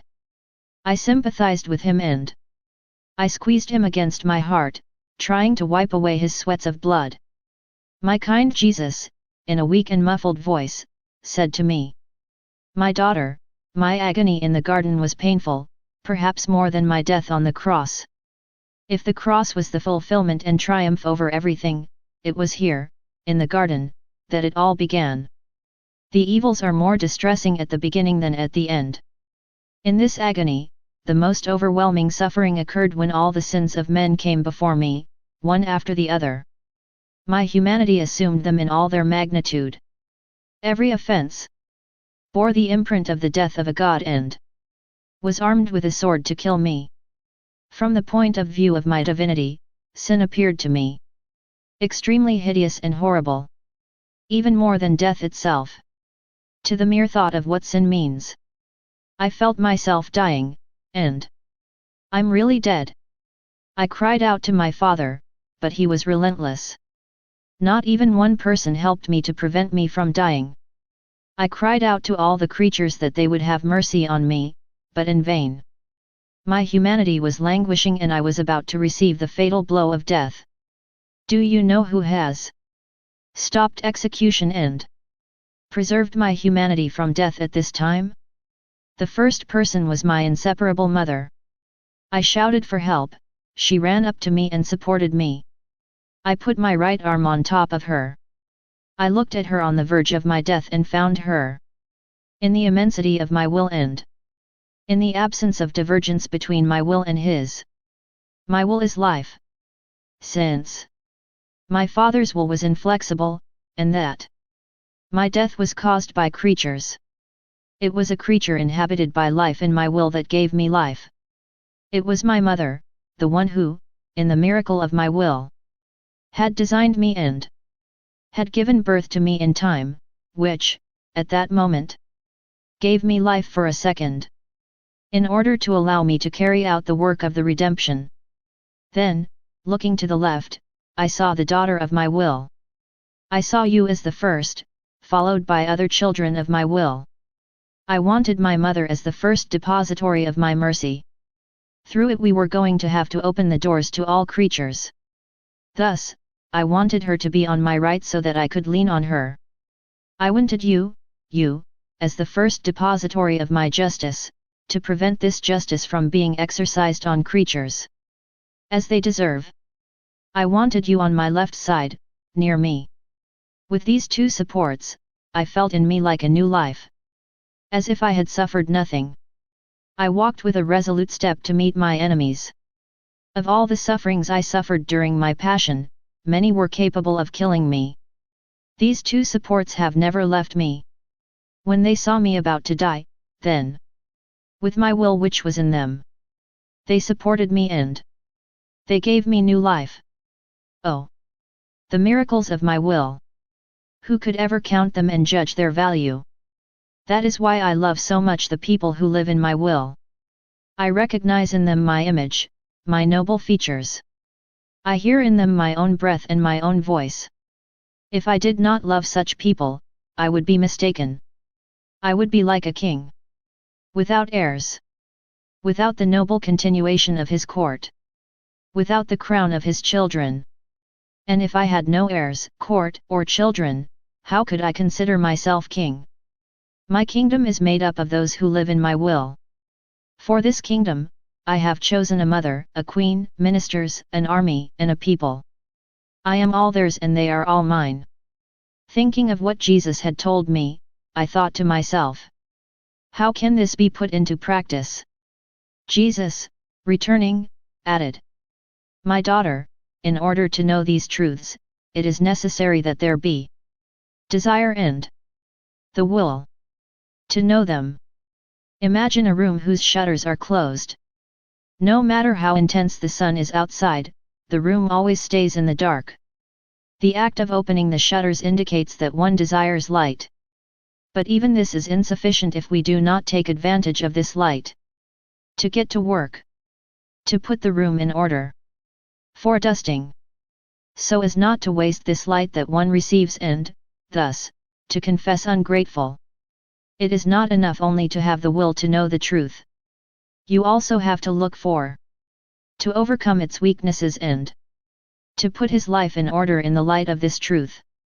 You have to get to work in such a way that the light of truth that one has absorbed shines in his mouth, his hands and his behavior. Otherwise, it would be like killing this truth. By not putting it into practice, it would be living in disorder in full light. If a room is filled with light and, at the same time, in complete disorder, and that the person who lives there does not care at all to correct the situation. Isn't that a pitiful sight? This is the case with the person who knows the truths but does not put them into practice. Be aware, however, that in all truth, simplicity is the first element. If a truth is not simple, it is not light and it cannot penetrate the human mind to illuminate it. Where there is no light, one cannot discern objects. Simplicity is not only light. It is the air that, although invisible, allows breathing. Without the air, the earth and all those who inhabit it would be lifeless. Likewise, if virtues and truths are not under the sign of simplicity, they are as if without air and without light. Being in my usual state, I stayed awake most of the night. My thoughts often flew to my prisoner Jesus. He appeared to me in a thick darkness. I felt his presence and his painful breathing, but I didn't see him. I tried to unite myself to his most holy will, repeating my usual acts of sympathy and reparation. A ray of the brightest light came out of me and was reflected on his face. His most holy face was illuminated.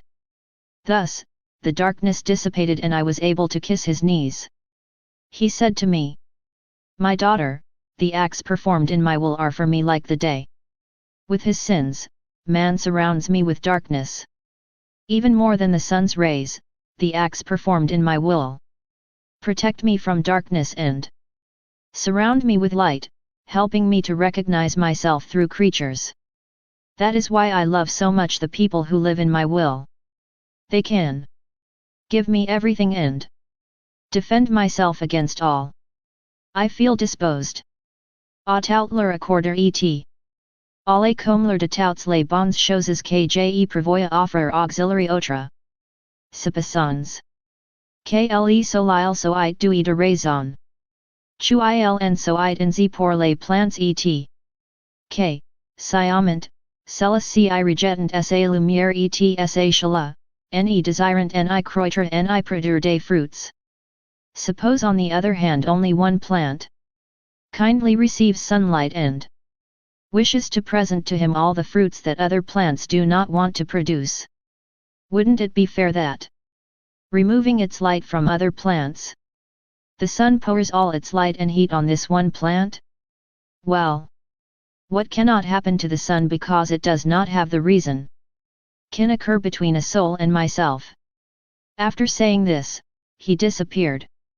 Later, he came back and added, "My daughter, the pain that afflicted me most during my passion was the hypocrisy of the Pharisees.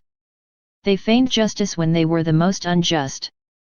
They simulated holiness, rectitude, and order, while they were the most perverted, outside of any rule and in total disorder.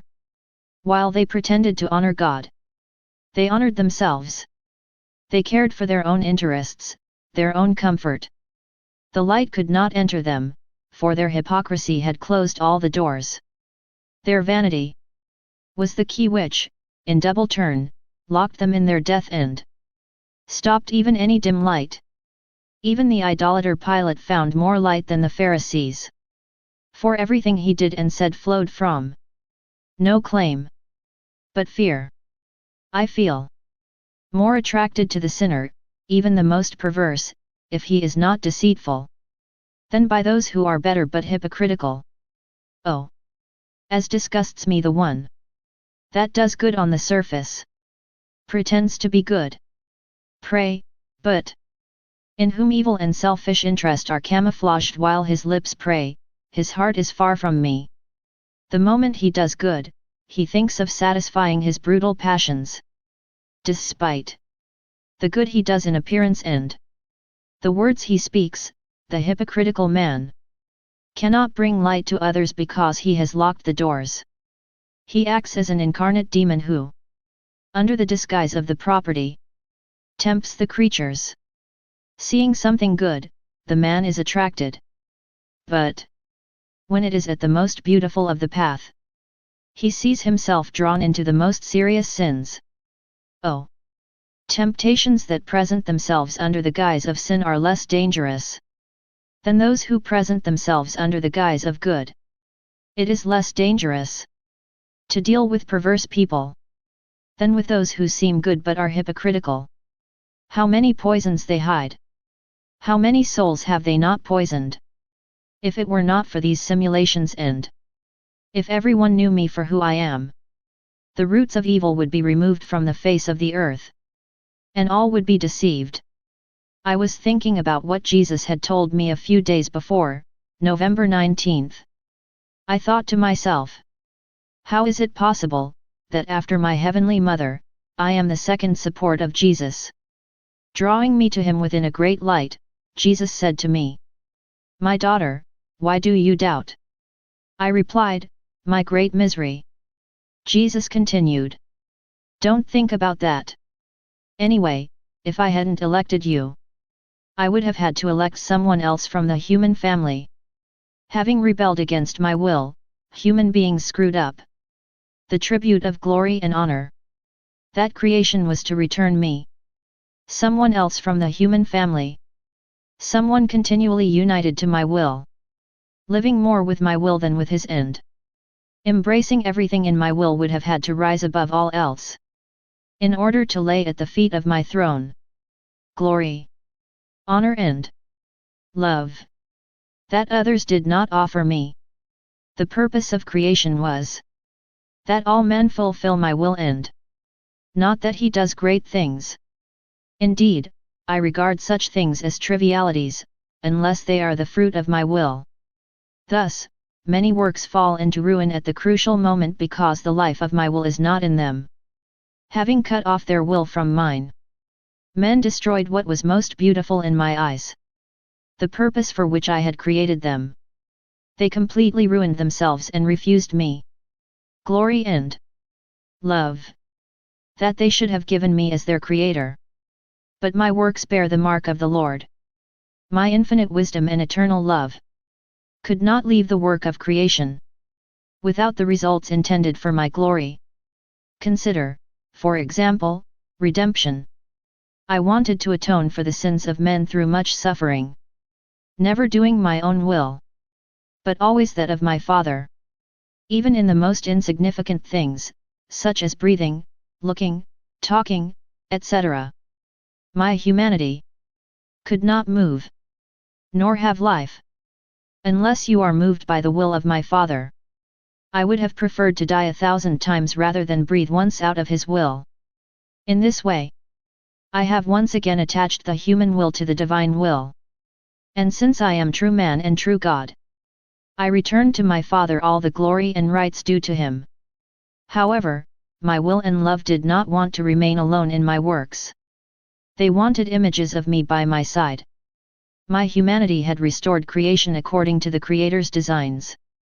But the goal of redemption was in peril, because of the ingratitude of men, many of whom were in perdition. Also, to ensure that the redemption brings me complete glory and to restore all the rights due to me, I chose another creature in the human family, my mother. Faithful reply of myself, whose will was completely immersed in mine and in whom I have concentrated all the fruits of the redemption. And even if no other creature had benefited from the redemption, my mother would have me, on her own, granted everything that the creatures would have refused me. I now come to you. I was true God and true man, and my dear mother was innocent and holy. Our love has taken us further. We wanted another creature that, conceived like all other human creatures, can take third place by my side. I wasn't happy. May only I and my mother be integrated into the divine will. We wanted other children who, in the name of all creatures and living in complete agreement with our will, may give us glory and divine love in the name of all. So, when there was still nothing on earth, I called you. Just as I contemplated with pleasure my dear mother and I rejoiced in her. I caressed her and poured into her in torrents all the gifts of the divinity. I looked at you with pleasure. I caressed you, and the torrents pouring out on my mother also poured out on you, to the extent that you could receive them. These torrents have prepared you, preceded you, have embellished you and have given you grace. May my will, and not yours, be integrated into yours in such a way as to animate even your smallest acts. In each of your actions flowed my life, my will and all my love. How happy I am! What joy this gives me! That is why I call you the second support after my mother. I didn't lean on you because you were nothing and I couldn't.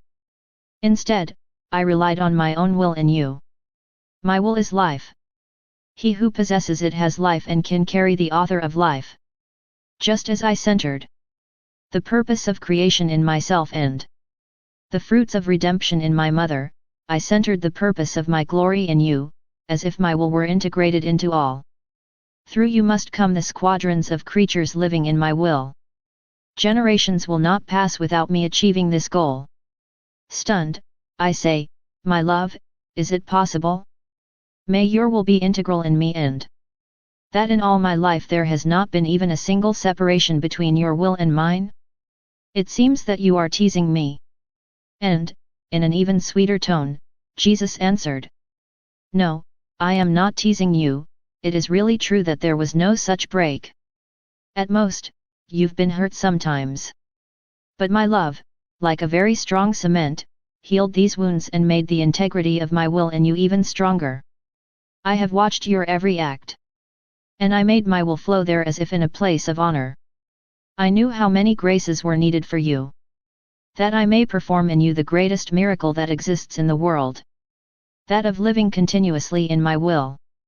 The soul must assimilate all that comes to him from God, in such a way as to return it to him as she has assimilated it, and then to assimilate it again. This surpasses even the miracle of the Eucharist. The accidents of bread and wine possess no reason, no will, no desires that could put them in opposition to my sacramental life. The host does nothing by itself, everything is my job. If I want to, I realize it. While for the miracle of living in my will, I must incite a human will, a reason, a desire and a love. All completely free. How many things are needed? Many souls go to communion and take part in the miracle of the Eucharist. But very few of them are willing to see the miracle of my will realized in them, since for this they would have to sacrifice more. Being in my usual state, I found myself in a huge sea of light. It was impossible to discuss its beginning or end. There was a small boat, also made of light. Its bottom was of light and its sails the same. In short, the whole boat was of light. Its various parts were distinguished by the differences in the intensity of the light. This small boat was crossing the sea of light at an incredible speed. I was especially amazed when, at a certain moment, I saw him disappear into the sea and then reappear, diving elsewhere and then emerging in the very place where he had dived. My always kind Jesus took great pleasure in looking at this little boat. Calling me, he said to me, "My daughter, the sea you see is my will. It is light and no one can cross this sea unless they want to live in the light. The very graceful boat you observe sailing on the sea is the soul that lives in my will. By living continuously in my will, she breathes the air of my will. In return, my will empties it. Its wood, its sails, its anchor and its mast, to transform it completely into light. Thus, the soul that acts in my will empties itself and fills with light. I am the captain of this boat. I guide him in his race and plunge him into the sea. In order to give him a rest and to have time to entrust to him the secrets of my will. No one else would be able to drive it. Because, not knowing the sea, others could not guide him. Besides, I wouldn't trust anyone. At most, I choose someone to listen and observe the wonders that my will accomplishes. Besides, who would be able to establish the ways in my will? To accomplish a journey that I can make him make in an instant. Another guide would take a century." He added, "Do you see how beautiful this is? The boat sails, dives, and finds itself at its starting point. It is the sphere of eternity that envelopes it, always centered in a single point. It is the sphere of my immutable will that drives its accelerated course, my will that has neither beginning nor end. In its course, the boat finds itself at the fixed point of my immutability. Observe the sun, it is fixed and does not move. Yet its light passes through the earth in an instant. So it is for the boat, it is immutable with me. He does not leave the point where my will left him. My will has left him to an eternal point and he remains there, stationary. If he seems to move, these are his deeds. Who move and which like sunlight, radiate everywhere. This is the wonder, move and at the same time stay still. This is how I am, and this is how I render the one who lives in my will. By placing his actions in my will, the soul continues its fast race and gives my will the opportunity to draw from her many other vital acts of grace, love, and glory. I, his captain, I direct his action and accompany him in his race so that it is an action who lacks nothing and which may be worthy of my will. In all this, I rejoice very much. I see the little girl of my will running with me while standing still. She has no feet, but she walks for everyone else. She has no hands, but she is the engine of all works. She has no eyes, but in the light of my will she is the eyes and light of all. Oh! How well it imitates the Creator! How she makes herself like me! It is only in my will that there can be true imitation. So, I hear my creative and sweet voice ringing in my ears. Let us make man in our image and likeness. Then, with endless joy, I say, contemplate my images. The rights of creation have been restored and the purpose for which I created man has been fulfilled. How happy I am! I call on all of heaven to celebrate. I felt doubtful and completely bewildered about everything Jesus says about his divine will, and I thought, is it possible that he let so many centuries pass before revealing the miracle of his divine will? Is it possible that he did not elect one of them among so many saints to introduce this divine holiness? There were the apostles and all the other great saints who astonished the whole world. While I was thinking about this, Jesus came and, interrupting the course of my thoughts, he said to me, "The little girl of my will is not convinced? Why do you doubt?" I replied, "Because I see myself so naughty, and the more you talk, the more I feel annihilated." Jesus replied, "I want this annihilation of you. The more I speak to you of my will. And as my words are creative, the more my will is created in yours. And your will, face to face with mine, feels annihilated and lost. Realize that your will must blend completely into mine, as the snow melts under the fiery rays of the sun. You must know that the greater the work I want to do, the more preparations are needed. So many centuries, so many prophecies, what preparation preceded? My redemption. How many symbols have anticipated the conception of my heavenly mother? After the fulfillment of the redemption, I had to confirm man in the gifts of this redemption. I chose the apostles as ministers of the fruits of the redemption with the help of the sacraments. They were to look for the fallen man and bring him back to safety. The purpose of the redemption was to save man from ruin. As I have already told you, the action of the soul living in my will is even greater than the redemption itself. To be saved, it is enough to live a life of compromise. Falling for a moment and getting up the next moment is not that difficult. My redemption obtained this because I wanted to save man at all costs. I have given the responsibility to the apostles as custodians of the fruits of the redemption. At that time, I had to be content with the least, even if it meant reserving for another time the fulfillment of my other purposes. Living in my will gives not only salvation, but also holiness, which surpasses any other form of holiness and which bears the seal of the holiness of the Creator. Lesser forms of holiness are like precursors and pioneers for this completely divine holiness.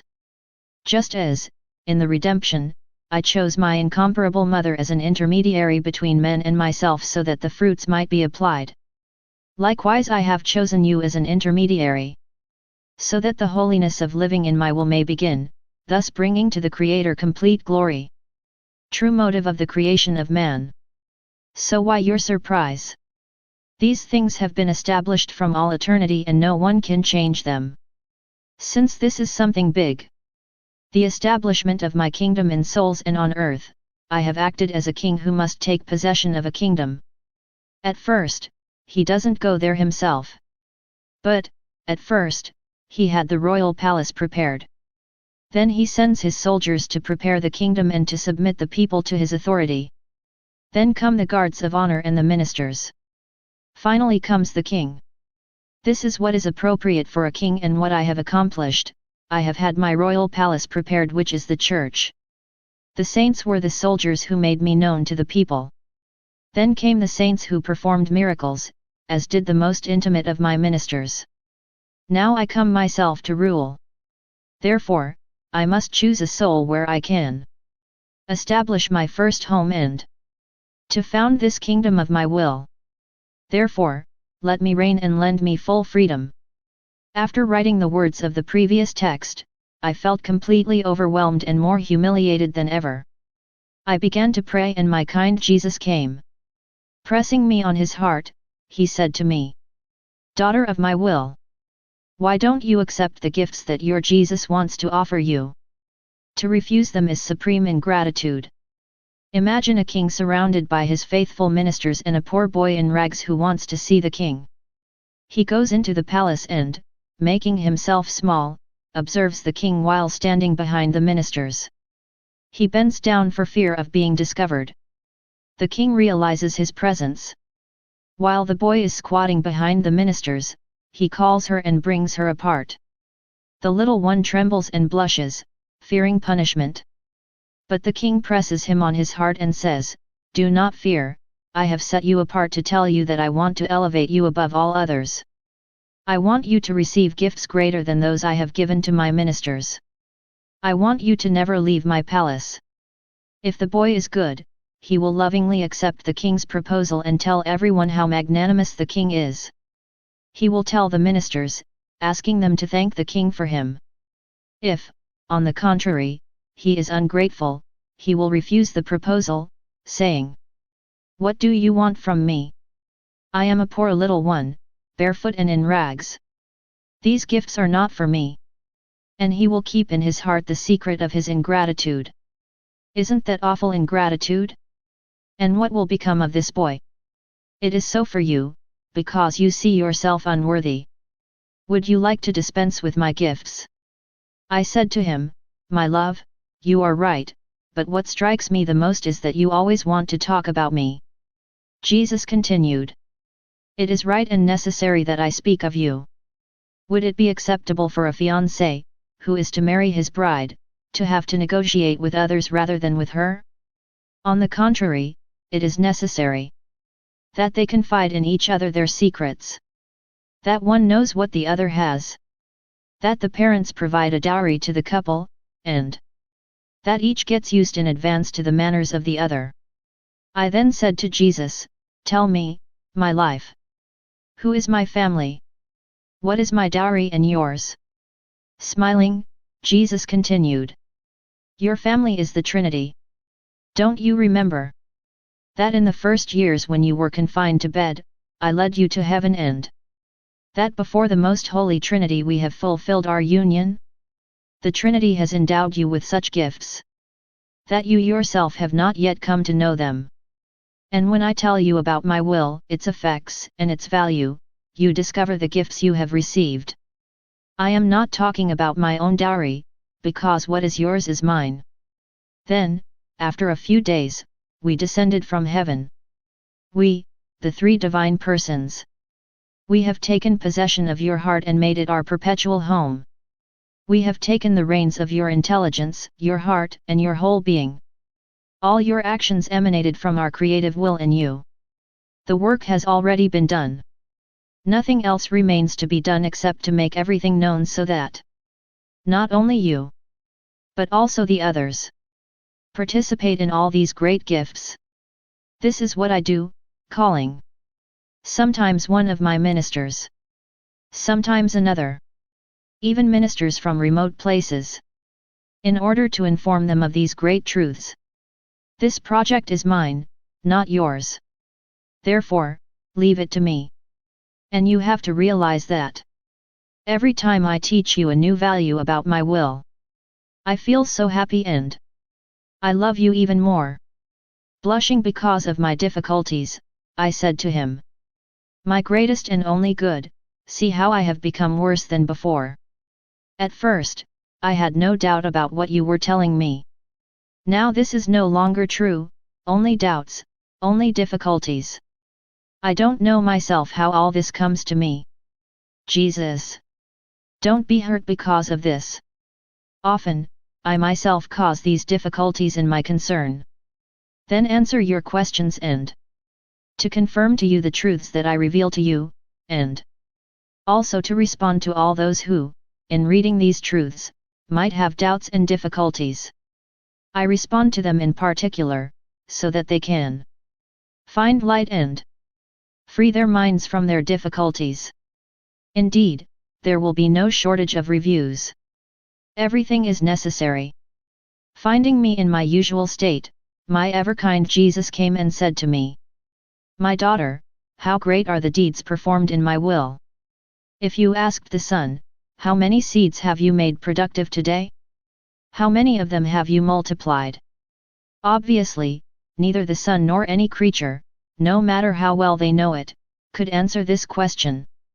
Nevertheless, an act performed in my will achieves much more than the sun by multiplying infinitely the divine seeds. A novelty then occurs in the spiritual world, a new music delights everyone. Hearing this music, the most willing souls become fiery and countless fallouts arise like so many seeds. An act performed in my will carries within it a great creative power, making seeds incredibly productive. He creates the seeds and multiplies them to infinity. It gives me the opportunity for new creations, putting my power into action. He is the bearer of divine life. Finding me in my usual state, my ever-kind Jesus came and said to me, "My daughter, center yourself in me. You can do this by merging entirely into my will. Even your breathing, your heartbeat, and the air you breathe must be merged into my will. Thus, order is restored between the Creator and the creature. The creature returns to its origins. In this recovered order, all things are perfect and have the place of honor. The acts performed in my will return to their original state, the one in which the soul was created. They become life in the sphere of eternity, giving back to their Creator all the glory that belongs to Him for these gifts. When the original designs of things are abandoned, everything becomes disorder, dishonor, and imperfection. The acts remain lower. Everyone waiting for the last hour of life, to suffer his judgment and the punishment he deserves. For there is no act performed outside my will, even good, which can be described as pure. Not aiming at my will is throw mud at the most beautiful works, and to separate oneself from the primary purpose of things is to earn a punishment. Creation has been implemented on the wings of my will. On these same wings, it must come back to me. However, it is in vain that I wait for it to be so. And, therefore, everything is mess and confusion. You, immerse yourself in my will. And, in the name of all, give me reparation for this great disorder. I felt very depressed and anxious because of the absence of my sweet Jesus. After a whole day of suffering, late in the evening, he came. Hugging his arms around my neck, he said to me, "My daughter, what's wrong? I see in you a disposition, a shadow, which makes you different from me and which breaks the current of bliss that has almost always existed between you and me. Everything is peace in me, that is why I cannot tolerate in you a shadow that could disturb your soul. Peace is the spring of the soul. In peace, virtues flourish, grow and rejoice. Like plants and flowers under the heat of the sun's spring rays, arranging nature to produce its fruits. If it were not spring which, by its enchanting smiles, awakens the plants from the torpor of winter and dresses the earth with a mantle of flowers, the earth would be horrible and the plants would inspire only weariness. With its sweet enchantment, spring invites contemplation. Like spring, peace is the divine smile that brings the soul out of its torpor. As in a celestial spring, it delivers the soul. The coldness of passions, weaknesses, inconsistencies, etc. It makes all the flowers bloom and grow all the plants, thus forming a green garden, where Heavenly Father rejoices in walking and picking the fruits He feeds on. The soul at peace is for me a garden in which I like to recreate and have fun. Peace is light, radiating everything the soul thinks, says, and does. The enemy cannot approach the soul in peace because he feels attacked by his light. Wounded and dizzy, he is forced to flee to avoid blindness. Peace is domination, not only over oneself, but over others. In the presence of a peaceful soul, the others are or conquered, or confused and humiliated. Either they allow themselves to be dominated, remaining friends with the soul possessing peace, or they leave, confused, unable to bear the dignity, calm and gentleness of this soul. Even the most perverse feel the power of a soul at peace. I am very proud to be called God of Peace and Prince of Peace. No peace exists without me. I am the only one who possesses peace. And I give it to my children, my legitimate children remaining bound to me as heirs of my blessings. The world and its followers do not have that peace. And what we don't have, we can't give. At most, they can protect an apparent peace that tortures them internally. It is a false peace that contains in it a drop of poison. This poison dulls the repentance of conscience and brings about the reign of vice. I am true peace. I want to hide you in my peace, so that you will never be troubled and that, like a dazzling light, the shadow of my peace may keep you of everything and of anyone who would like to darken your peace. I continued in my usual state, and my ever-kind Jesus revealed himself inside a bright light. Scattering like a rain of light, his drops of light fell on souls. Many souls did not receive the current of light, remaining as if closed. This current circulated where he found souls willing to receive it. Then my sweet Jesus said to me, "My daughter, the current of my grace enters souls who act out of pure love. Their desire to love me keeps them willing to receive the flow of all my graces. I am loved and they are loved. They are continually plugged into me and me into them. On the contrary, souls who act for human reasons are closed to me. They accept and receive power only from what is human. Those who act with the intention of sin receive a stream of guilt. Those who act for an evil purpose receive the current of hell. The intention motivating man's actions transforms him. In beauty or ugliness. In light or darkness. In holiness or sin. The motives of man's actions have repercussions on himself. My current does not enter into all.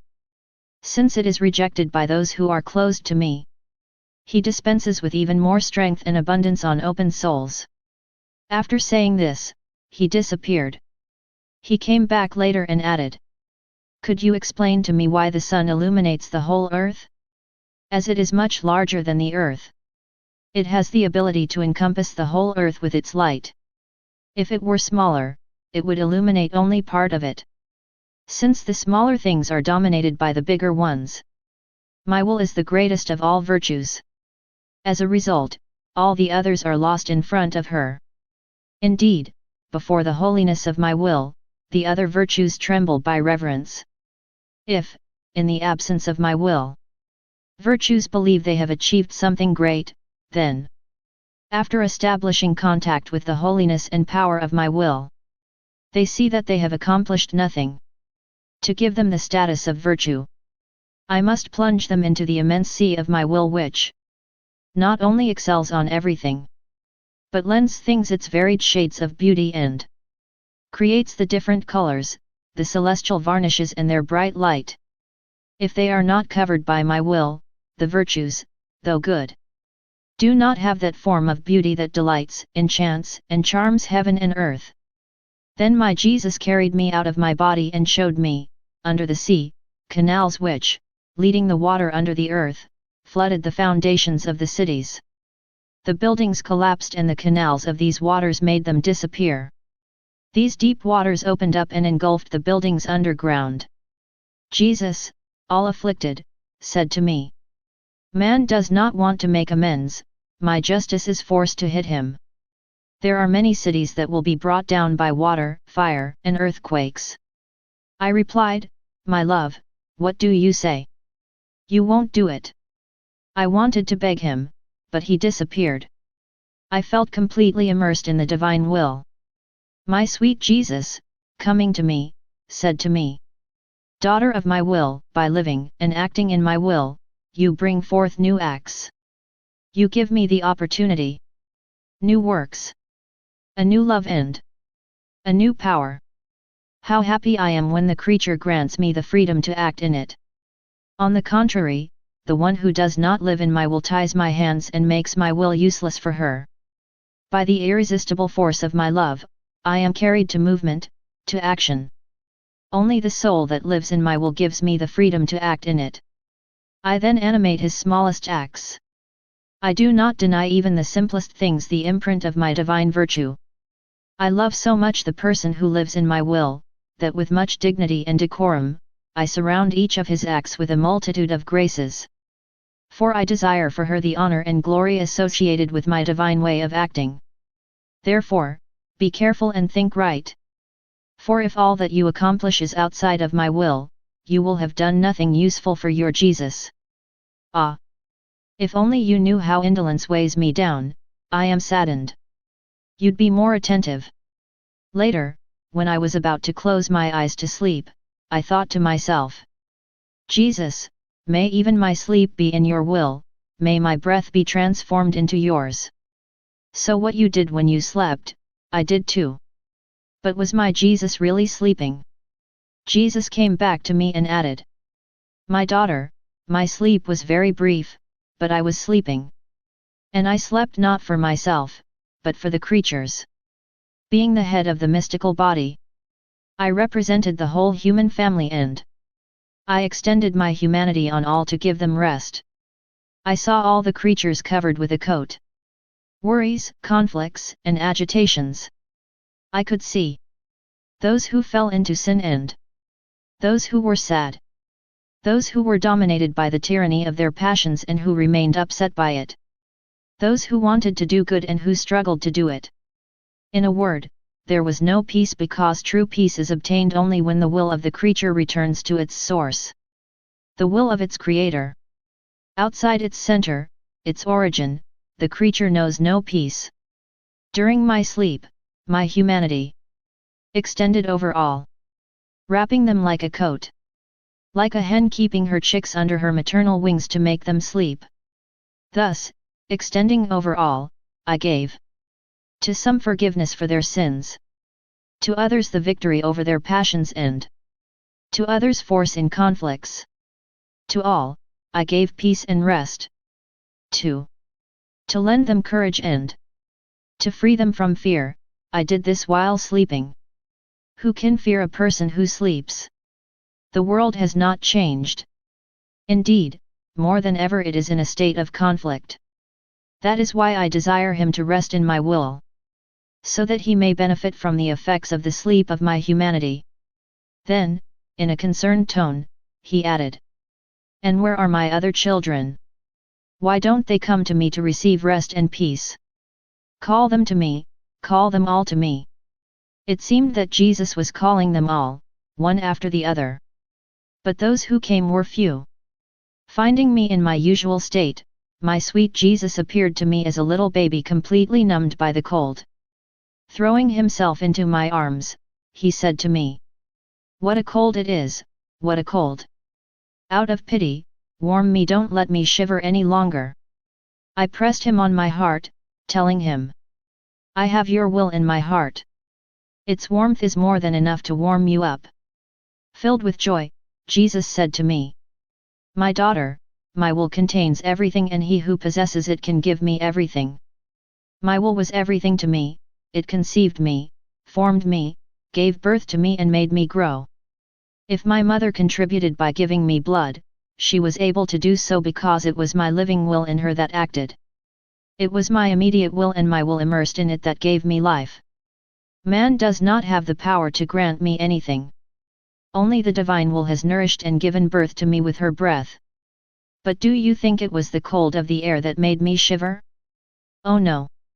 It was the coldness of hearts that numbed me, it was their ingratitude that made me cry bitterly from the moment I was born.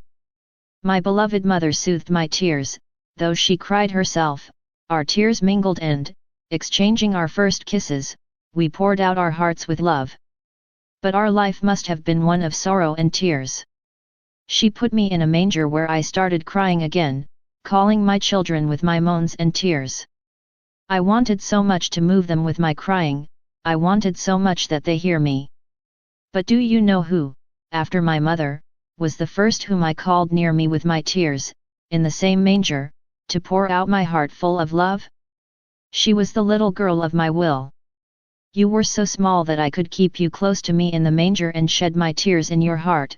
These tears sealed my will in you and made you a legitimate daughter of my will.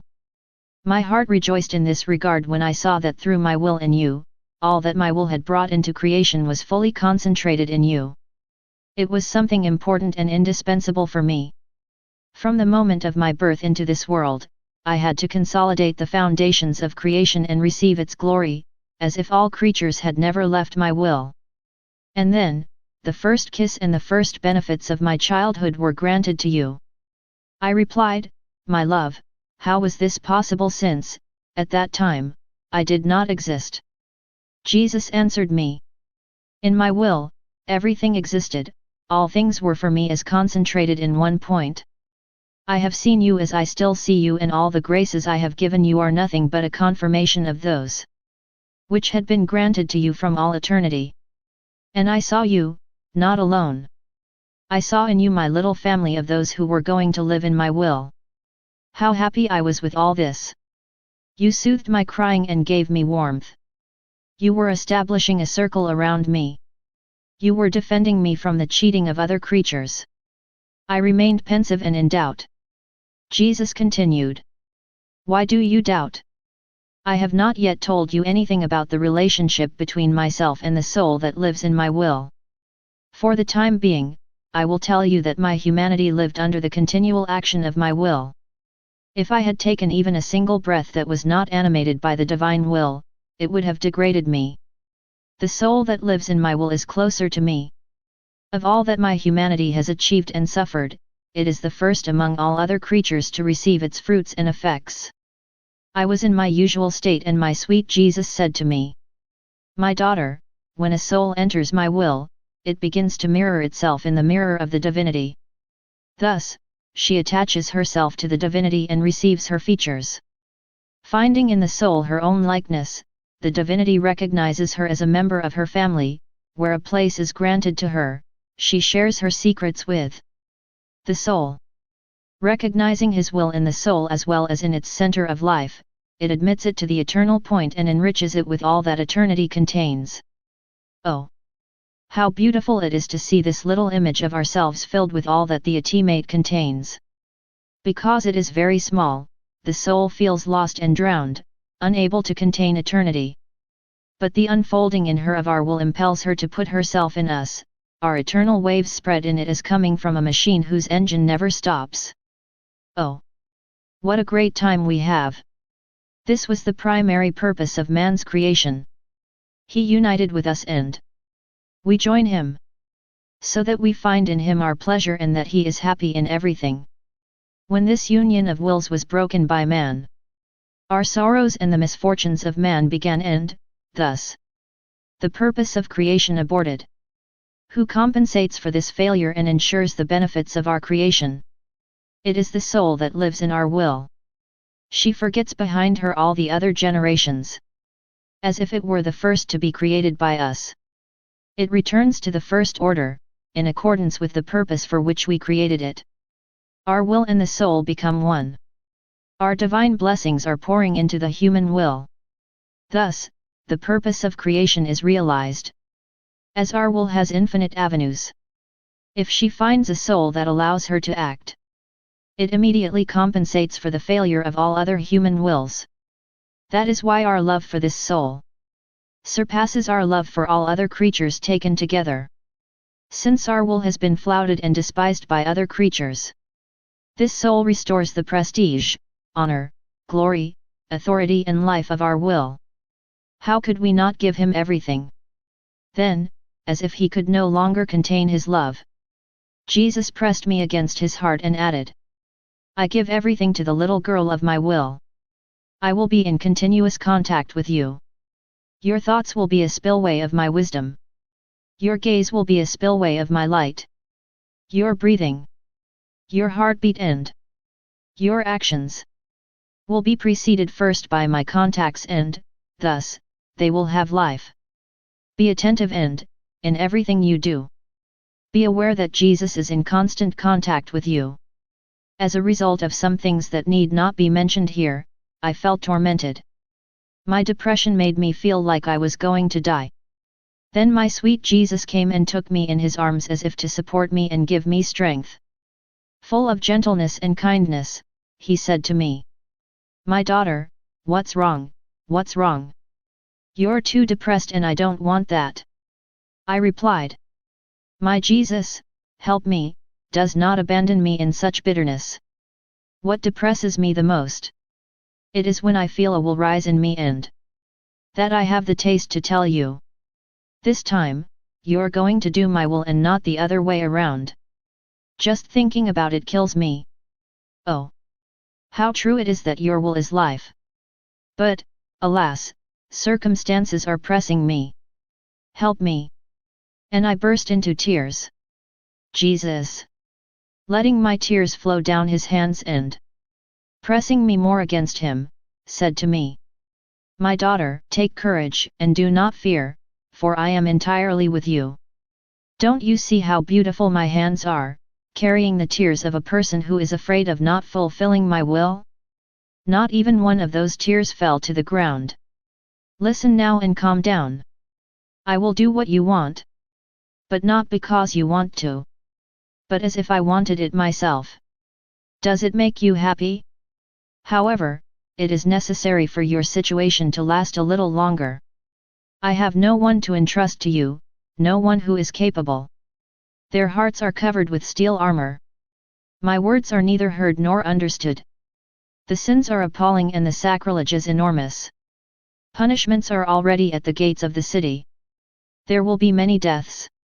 So, it is necessary that your current situation be prolonged somewhat.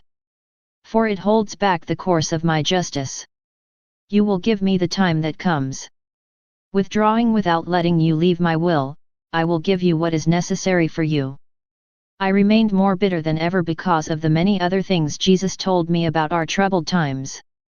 However, I was calm because he had assured me that he would not let me leave his will. The next day, my Queen Mother came. Bringing me the child Jesus, she put him in my arms and said to me, "My daughter, hold him strong, don't leave him. If you only knew what he wants to do. Pray, pray, prayer in his will delights and enchants him. Thus, at least in part, they will escape punishment." After these words, Mary disappeared. I returned to the tragic doubt that had prompted Jesus to do my will. I was in my usual state. Coming to me, my ever-kind Jesus said to me, "Daughter of my will, come in my will. So that I may let you know the relationships that exist between the divine will and the human will. Relationships that the creatures broke from the Garden of Eden. The soul, who knows no life other than life in my will, rebuilds these relationships and renews them. These relationships were bonds of union between the Creator and the creature, relations of resemblance, holiness, knowledge, of power. This soul also renews the relationships between man and all the created things over which I had granted him supremacy. By the fact that he has withdrawn from my will, man has broken all these relationships, opening its doors to sin, to his passions and to his fiercest enemy. But the soul that lives in my will is high if high, that she leaves all the other creatures behind. It is restored to its origins. Thus she restores the first order between me and herself. All things created put themselves at the service of this soul and accept this soul as their rightful sister. They feel honored to be under his authority. Thus, the purpose for which they were created, that to be under the authority of the human soul and to obey his tiniest demands, is achieved. Things created revere such a soul and rejoice to see their God receive his glory from them. In accordance with the purpose for which he had created them, to serve man. The soul have authority over fire, light, water, and cold, and these elements will obey him faithfully, descending from heaven and by taking the condition of man. My love prepared in an immediate way the remedy for the salvation of man, being restored to its eternal origins. The soul that lives in my will was already embracing and worshipping my blood and wounds, even before my humanity was formed. She adored my steps and my works, establishing a court worthy of my humanity. O soul who lives in my will, you are the glory of creation, the nobility and honor of my works, the fulfillment of my redemption. I centered everything in you. All relationships with the Creator have been restored in you. If, by weakness, thou shalt not be equal to the nobility and honor of my will, I will compensate for you in all things.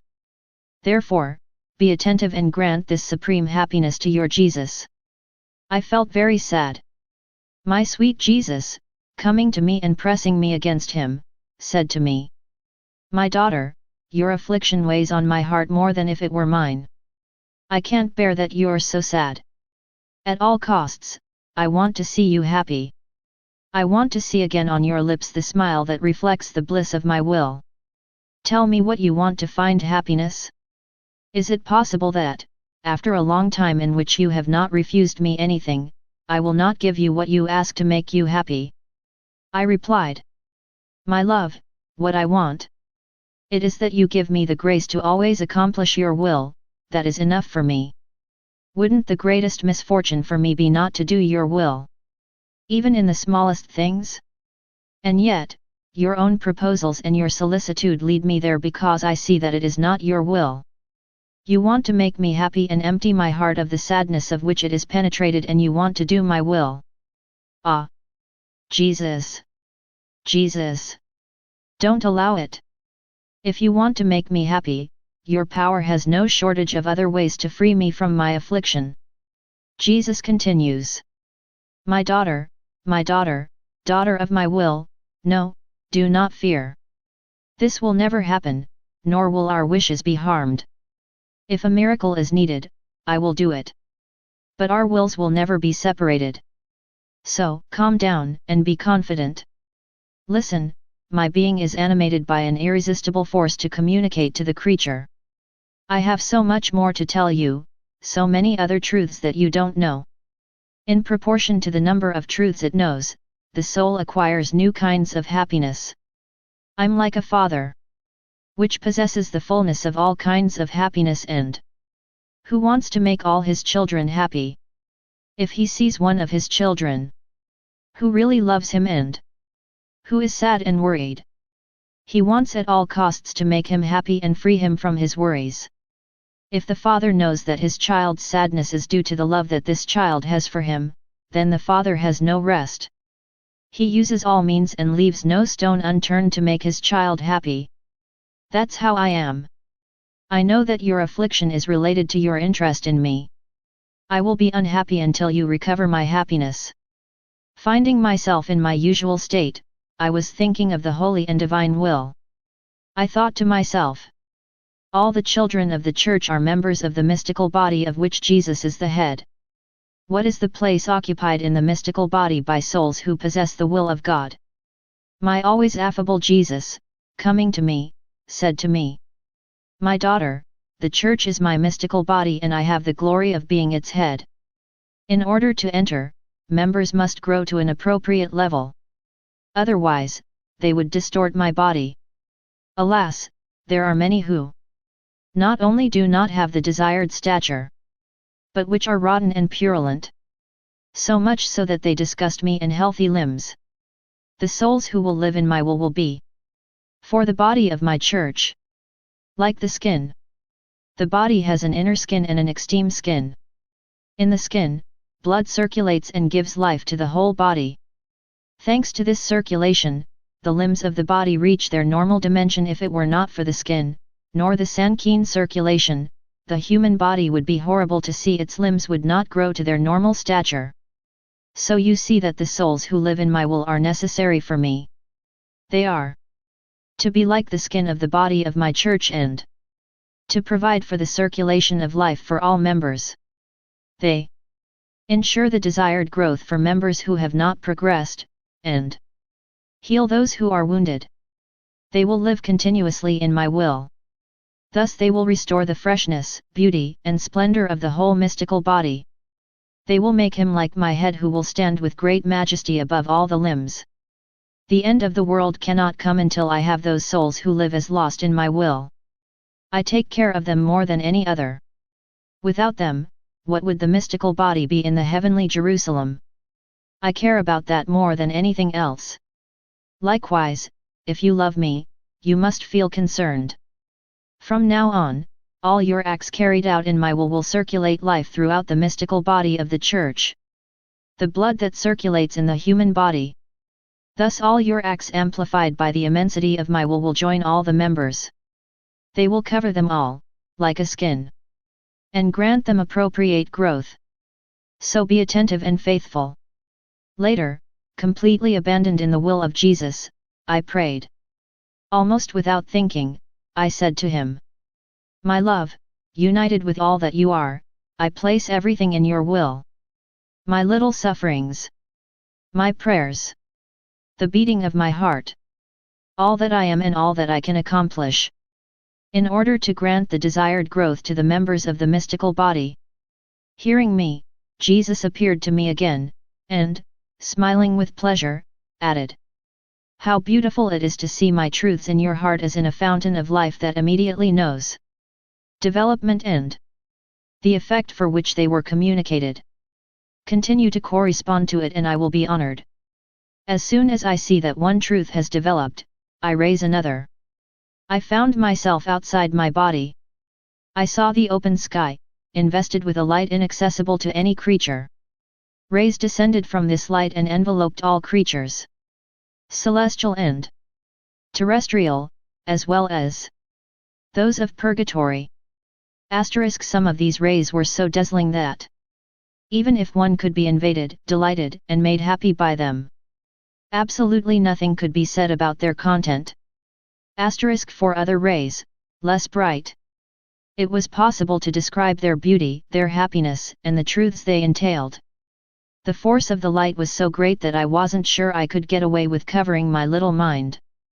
If my Jesus had not awakened me by his words, my human strength would not have been capable to escape from this light to bring me back to life. But, alas, I am not yet worthy of my heavenly homeland. This indignity forces me to wander again in exile. After that, Jesus said to me, "My daughter, let's go back to your bed together. What you have seen is the most holy Trinity. She holds all the creatures in her hand. With its simple breath, it gives life, preserves, purifies and makes you happy. There is no creature that does not depend on it. Its light is inaccessible to the created mind. If someone wanted to enter into her, what would happen to her would be similar to what would happen to a person who wants to enter a great fire.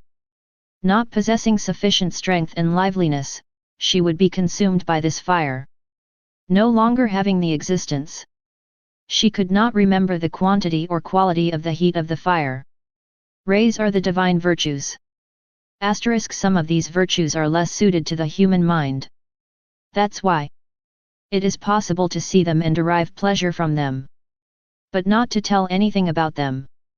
The others, which are more adapted to the human mind, we can talk about it, but stammering, for no one can talk about it in a just and dignified way. These virtues are love, mercy, goodness, beauty, justice and knowledge. With me and on behalf of all, tributes to the Trinity for thank her, rent it and bless her, of so much kindness to all his creatures. After praying with Jesus, I returned to my body. I was following the passion of my sweet Jesus. In an instant, I found myself outside my body. I saw my ever-kind Jesus dragged through the streets, trampled and beaten, even more than in the passion itself. He was treated in such a barbaric way that it was disgusting to see. I approached him in order to pull him out of the hands of his enemies who seemed so many uncommon demons. He threw himself into my arms, as if waiting for me to defend him. I carried him to my bed. After several minutes of silence, as if he wanted to rest, he said to me, "My daughter, have you seen how, in this sad time, vice and passions triumphed? They walked victoriously through all the streets and what is good can be trampled on, beaten and destroyed. I am the good. There is nothing good that the creature can accomplish without my participation. All that the creature does good constitutes for his soul a piece of life. So much so that, in a way directly proportional to the number of good deeds it performs, it grows and becomes stronger and more willing to do other good deeds. However, so that its actions are free of any poison substance. They must be pure, without human intent, only to please me. Otherwise, even in actions that seem the most beautiful and holy, poison may be found. Being the good in all its purity, I flee these contaminated actions and I do not communicate life to them. Thus, despite the fact that the soul seems to be doing good, it is anemic and she feeds a food that gives her death. Evil strips the soul of the garment of grace, deforms it and the force to swallow poison capable of causing her to die. Poor creatures, created for life, happiness, and beauty. Sin gives their souls drops of death, misfortune, and ugliness, depriving him of his vital functions and making it like dry wood, able to burn intensely in hell. I was very worried. My worry was amplified by the fact that I saw myself as very bad. Only Jesus could know the miserable condition of my soul. My sweet Jesus, all goodness, came and said to me, "My daughter, why are you depressed? In my will, do you know what things peculiar to a creature look like? These things are miserable rags. Rags. Causing more dishonor to the soul than honor, reminding it that she was poor. That she did not have even one good garment. When I want to call a soul into my will so that she may make her abode there, I act like a lord, who wants to take into his palace one of his poorest subjects by inviting him to take off his poor clothes and to put on clothes like his own, to live with him, so that he can then inform her of all his good things. Thus, this lord walks all the streets of the city. And when he finds one of the poorest of his subjects, homeless, without a bed, dressed only in dirty rags, he takes it and he brings him to his palace, in a triumphant gesture of his charity. It does, however, require that it removes its rags, cleans and dresses in the most beautiful clothes. To erase the memory of his poverty he burns his rags because, being extremely rich, he does not tolerate anything poor in his house. If, however, the poor look back with regret, thinking of his rags and be desolate because he has nothing that belongs to him, would he not offend the goodness and magnanimity of this Lord? This is how I am. As this Lord travels through the city, I travel around the world and even across generations. When I find the smallest and most miserable, I take it and I place him in the eternal sphere of my will and I say to him, "Work with me in my will. What is mine is yours. If you have something that belongs to you, leave it. Because in holiness and in the immense riches of my will, these things are nothing but miserable rags. Who wants to retain his own merits wants to keep what belongs to servants and slaves, not to the wires. What belongs to the Father belongs to his sons. What are all the merits you could acquire in comparison to a single act in my will? All merits have their small value, weight, and measure. But who could evaluate a single act in my will? Nobody, nobody. Listen, my daughter, I want you to leave everything out. Your mission is very great. More than words, I expect achievements from you. I desire that all of you be a continual act in my will. I want your thoughts to run their course in my will, which wanders above all human intelligences to extend its mantle on all created spirits. I want that, rising to the throne of the Lord, they can offer God all human thoughts, marked by the honor and glory of my will. Extend the mantle of my will on all human eyes, on all their words, placing your own eyes and words on theirs, sealing them in my will. 4. That they rise before the Supreme Majesty, and pay tribute to Him, as if all had used their eyes and words in my will. Your path is very long, it is all eternity that you have to go through. If you knew everything you lose when you stop, you then deprive me, not of a human honor, but of a divine honor. These are the merits you should fear losing, not your rags and miseries. So make sure you run in my will. I was in my usual state. Coming to me, my kind Jesus said to me, "My daughter, the more truths I reveal to you, plus I give you the gift of Beatitudes. Each truth contains within it a distinct bliss of happiness, joy, and beauty. in such a way that each new truth you learn brings you a new bliss of happiness, joy, and beauty. These are divine seeds that the soul receives. If she reveals them to others, it also communicates to them these seeds which enrich anyone who receives them. They are divine seeds. Thus they bloom in beatitudes of joy, etc. These truths, known on earth, will be, when the soul is in paradise. Communication threads. The divinity will let flow from his womb as many beatitudes as known truths. Oh! How much we will be flooded by them as by so many immense seas.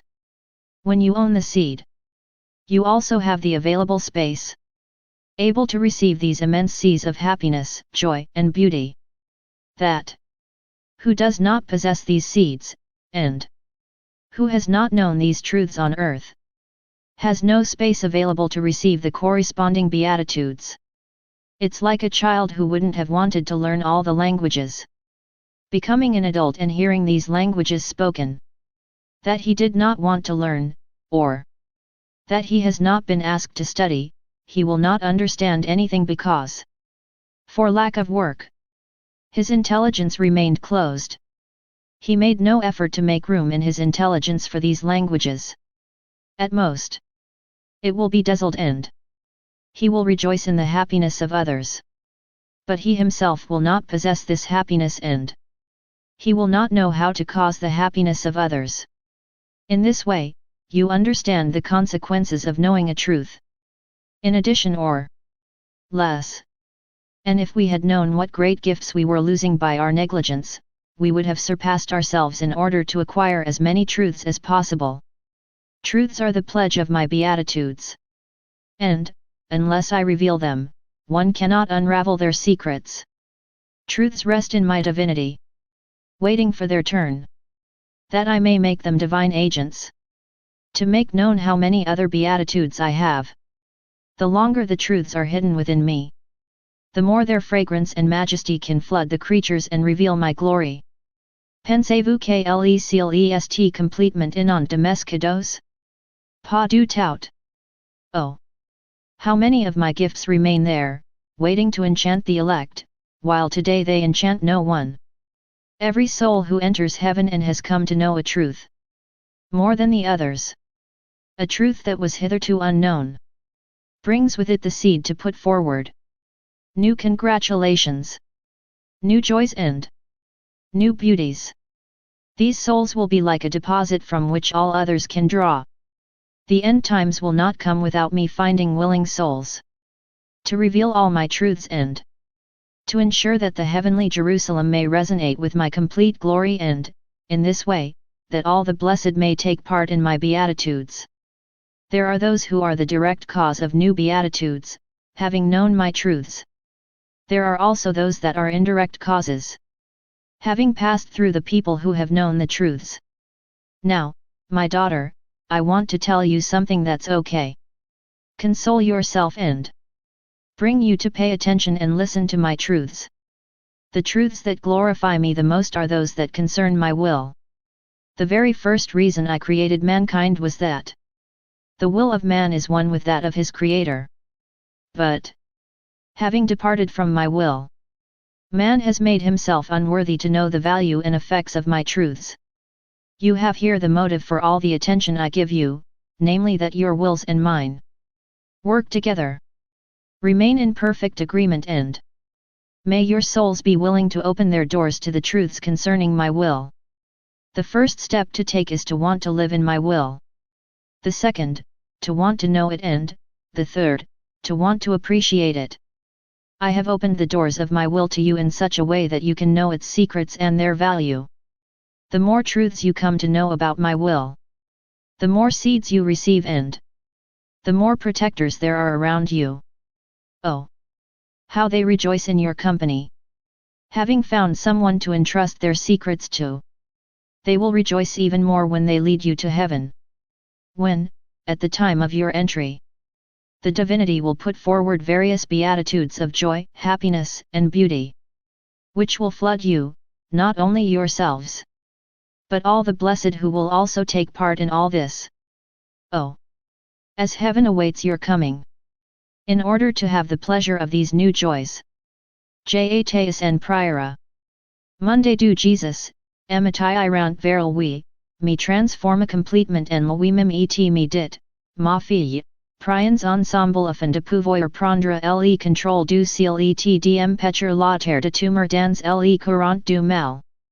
Après que nous ayons pris ensemble, il ajuda.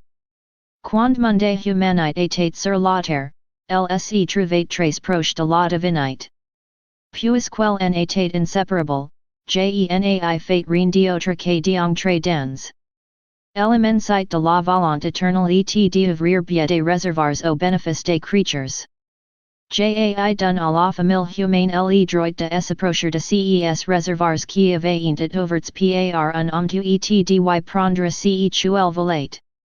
Jai ainsi forme les réservoirs de l'amour, de la prière, de la réparation, du pardon, de monde sang et de ma gloire. Maintenant, vertu savoir qui brasse ces réservoirs pour les faire monter et déborder et, par là, inonder la terre tout entière? C'est l'aime qui entre dans ma volonté. Lorsqu'elle entre dans ma volonté. If she wants to love, she draws love from the reservoir of love. By loving, or intending to love, she shakes this reservoir. The waters, when agitated, rise, overflow and extend by the whole earth. Sometimes the hustle and bustle is so intense and the waves rise so high that they come to touch heaven and spread into the heavenly homeland. If this soul wants, pray, make repairs, ask forgiveness for sinners, or give me glory, it brews the tanks. Prayer, repair, forgiveness, or glory. These reservoirs rise, overflow, and spread among all souls. How many benefits has my humanity implored for men? I left the doors open for them to enter at will. However, few take advantage of it. Finding me in my usual state, my adorable Jesus came to me. Seeing me unwilling to reveal in my writings the things he said to me, he spoke to me with a majesty to make me tremble. My daughter, my word is creative. When I make one of my truths known to a soul, it is nothing less than a creation that I make in this soul. When I created the firmament by means of a fiat, I deployed it and sprinkled it with millions of stars. In such a way that from every place on earth it can be seen. If there was a place from which it could not be seen, it would amount to a gap in my creative power. And one could have said that this power was not powerful enough to act everywhere. My truths are more than the firmament, and I would like that, by word of mouth, they spread from one end of the earth to the other, so that the earth is entirely adorned with it. If a creature objected to my truths being revealed, it would be as if they wanted to thwart my purposes. I who created heaven and earth. By her willingness to hide one of my truths, she would dishonor me. It would be as if someone wanted to prevent others from watching the firmament, the sun, and all the things I have created, in such a way as to prevent me from being known. Ah! My daughter, the truth is light, and the light spreads by itself. For a truth to spread outside, it is necessary that it be known. Subsequently, she does the rest by herself. Otherwise, it is prevented from illuminating the surroundings and taking its course. So be careful and do not prevent me from spreading the light of my truths. This morning my ever-kind Jesus came, all goodness and sweetness. He had a rope around the neck and, in his hands, an instrument, as if he wanted to do something. Then he removed the rope from his neck and placed it in mine. Then he tied the instrument to the center of my person. It was a measuring instrument operated by a small wheel in its center. It measured my whole person to check whether, in me, all parties were equal. He took great care to check whether the instrument to be measured, when turning, detected in me a perfect equality. Having found that this was so, he showed great joy and said to me, "If I had not detected equality, I would not have been able to accomplish what I want. I am determined, at all costs, to make you a prodigy of graces." The small wheel that was in the center looked like a sun wheel. Jesus would become in her, as if he wanted to check if his adorable person appeared in his totality in her. As his person appeared in this little sun wheel, Jesus was very happy and seemed to pray. At that moment, another small wheel of light, similar to the one in the center of my person, descended from heaven, but it did not detach its rays from heaven. The two wheels united and Jesus placed them in me with his most holy hands. He said to me, "For now, I have made an incision and sealed them. Later, I will see to follow up on what I have just done." Then he disappeared. I was amazed, but I didn't know the meaning of it all. I only understood that Jesus, to work in us, wants the greatest equality in all things. Otherwise, he works at a certain point in our soul, while we destroy at another point. Unequal things are always annoying and deficient. If we want to press anything on them, there is a danger that the inequality of the parties will bring everything to the ground. A soul that is not always equal to itself wants to do good one day by pretending to assume everything. Another day, she is no longer recognizable, she is indifferent and impatient, so that she cannot be trusted. After that, my Jesus returned. Having brought me into his will, he said to me, "My daughter, the earth germinates and multiplies the seeds that have been deposited there. My will is more prolific than the earth. His seed, spreading in the soul, comes to germination and develops many images of myself. My will makes my children germinate and multiply. The acts performed in my will are like the sun. All receive light, warmth, and all that it has good. No one can stop anyone from enjoying the benefits of the sun. Unless cheating, all enjoy its advantages. All are indebted to him. Everyone can say the sun is mine. More than for the sun. The acts performed in my will are desired and demanded by all. Past generations await them, in order to receive the shining light of my will on all that they have achieved. Current generations are waiting for them, in order to become fertile and to be covered by this light.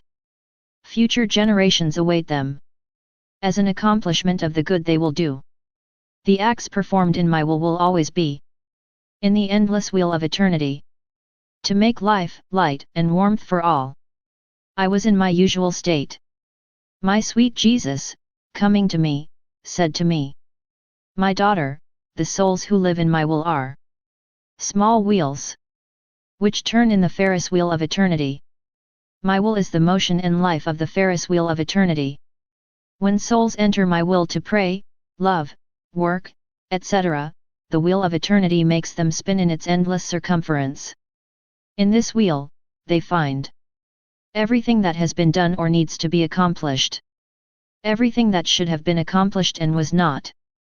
As they turn, they emit light and produce divine waves on all that has been accomplished or must be accomplished. Offering in the name of all a divine honor to the Creator. Redoing everything that the creatures have not achieved. Oh! How beautiful it is to see a soul enter into my will.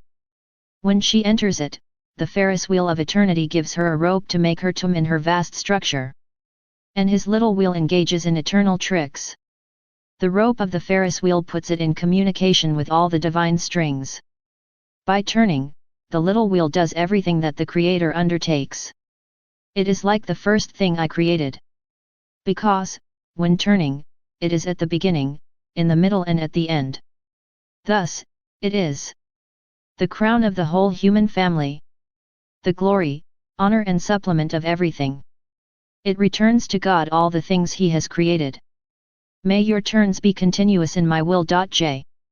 He will give you the rope and you will be prepared to receive it, won't you? Later, he added, you have not specified all the tricks that the little wheel of your will performs in the great wheel of eternity. I said, how can I clarify them, since I don't know? Then Jesus resumed.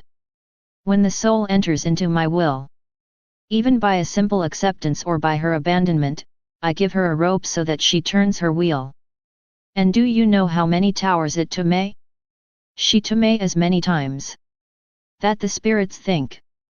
That creatures cast a glance, utter words, take steps, perform work. It also to me. With each divine act, with each movement. To every grace that descends from heaven. In other words, it turns in union with everything that is done in heaven and on earth. The turns of these small wheels are sharp and fast. As a result, they cannot be calculated by the soul. But I count them all. First to draw from them the glory and the eternal love that they offer me. Then, to merge together all the eternal benefits in order to give them the ability to surpass everything. The power to embrace everything and be the crown of everything.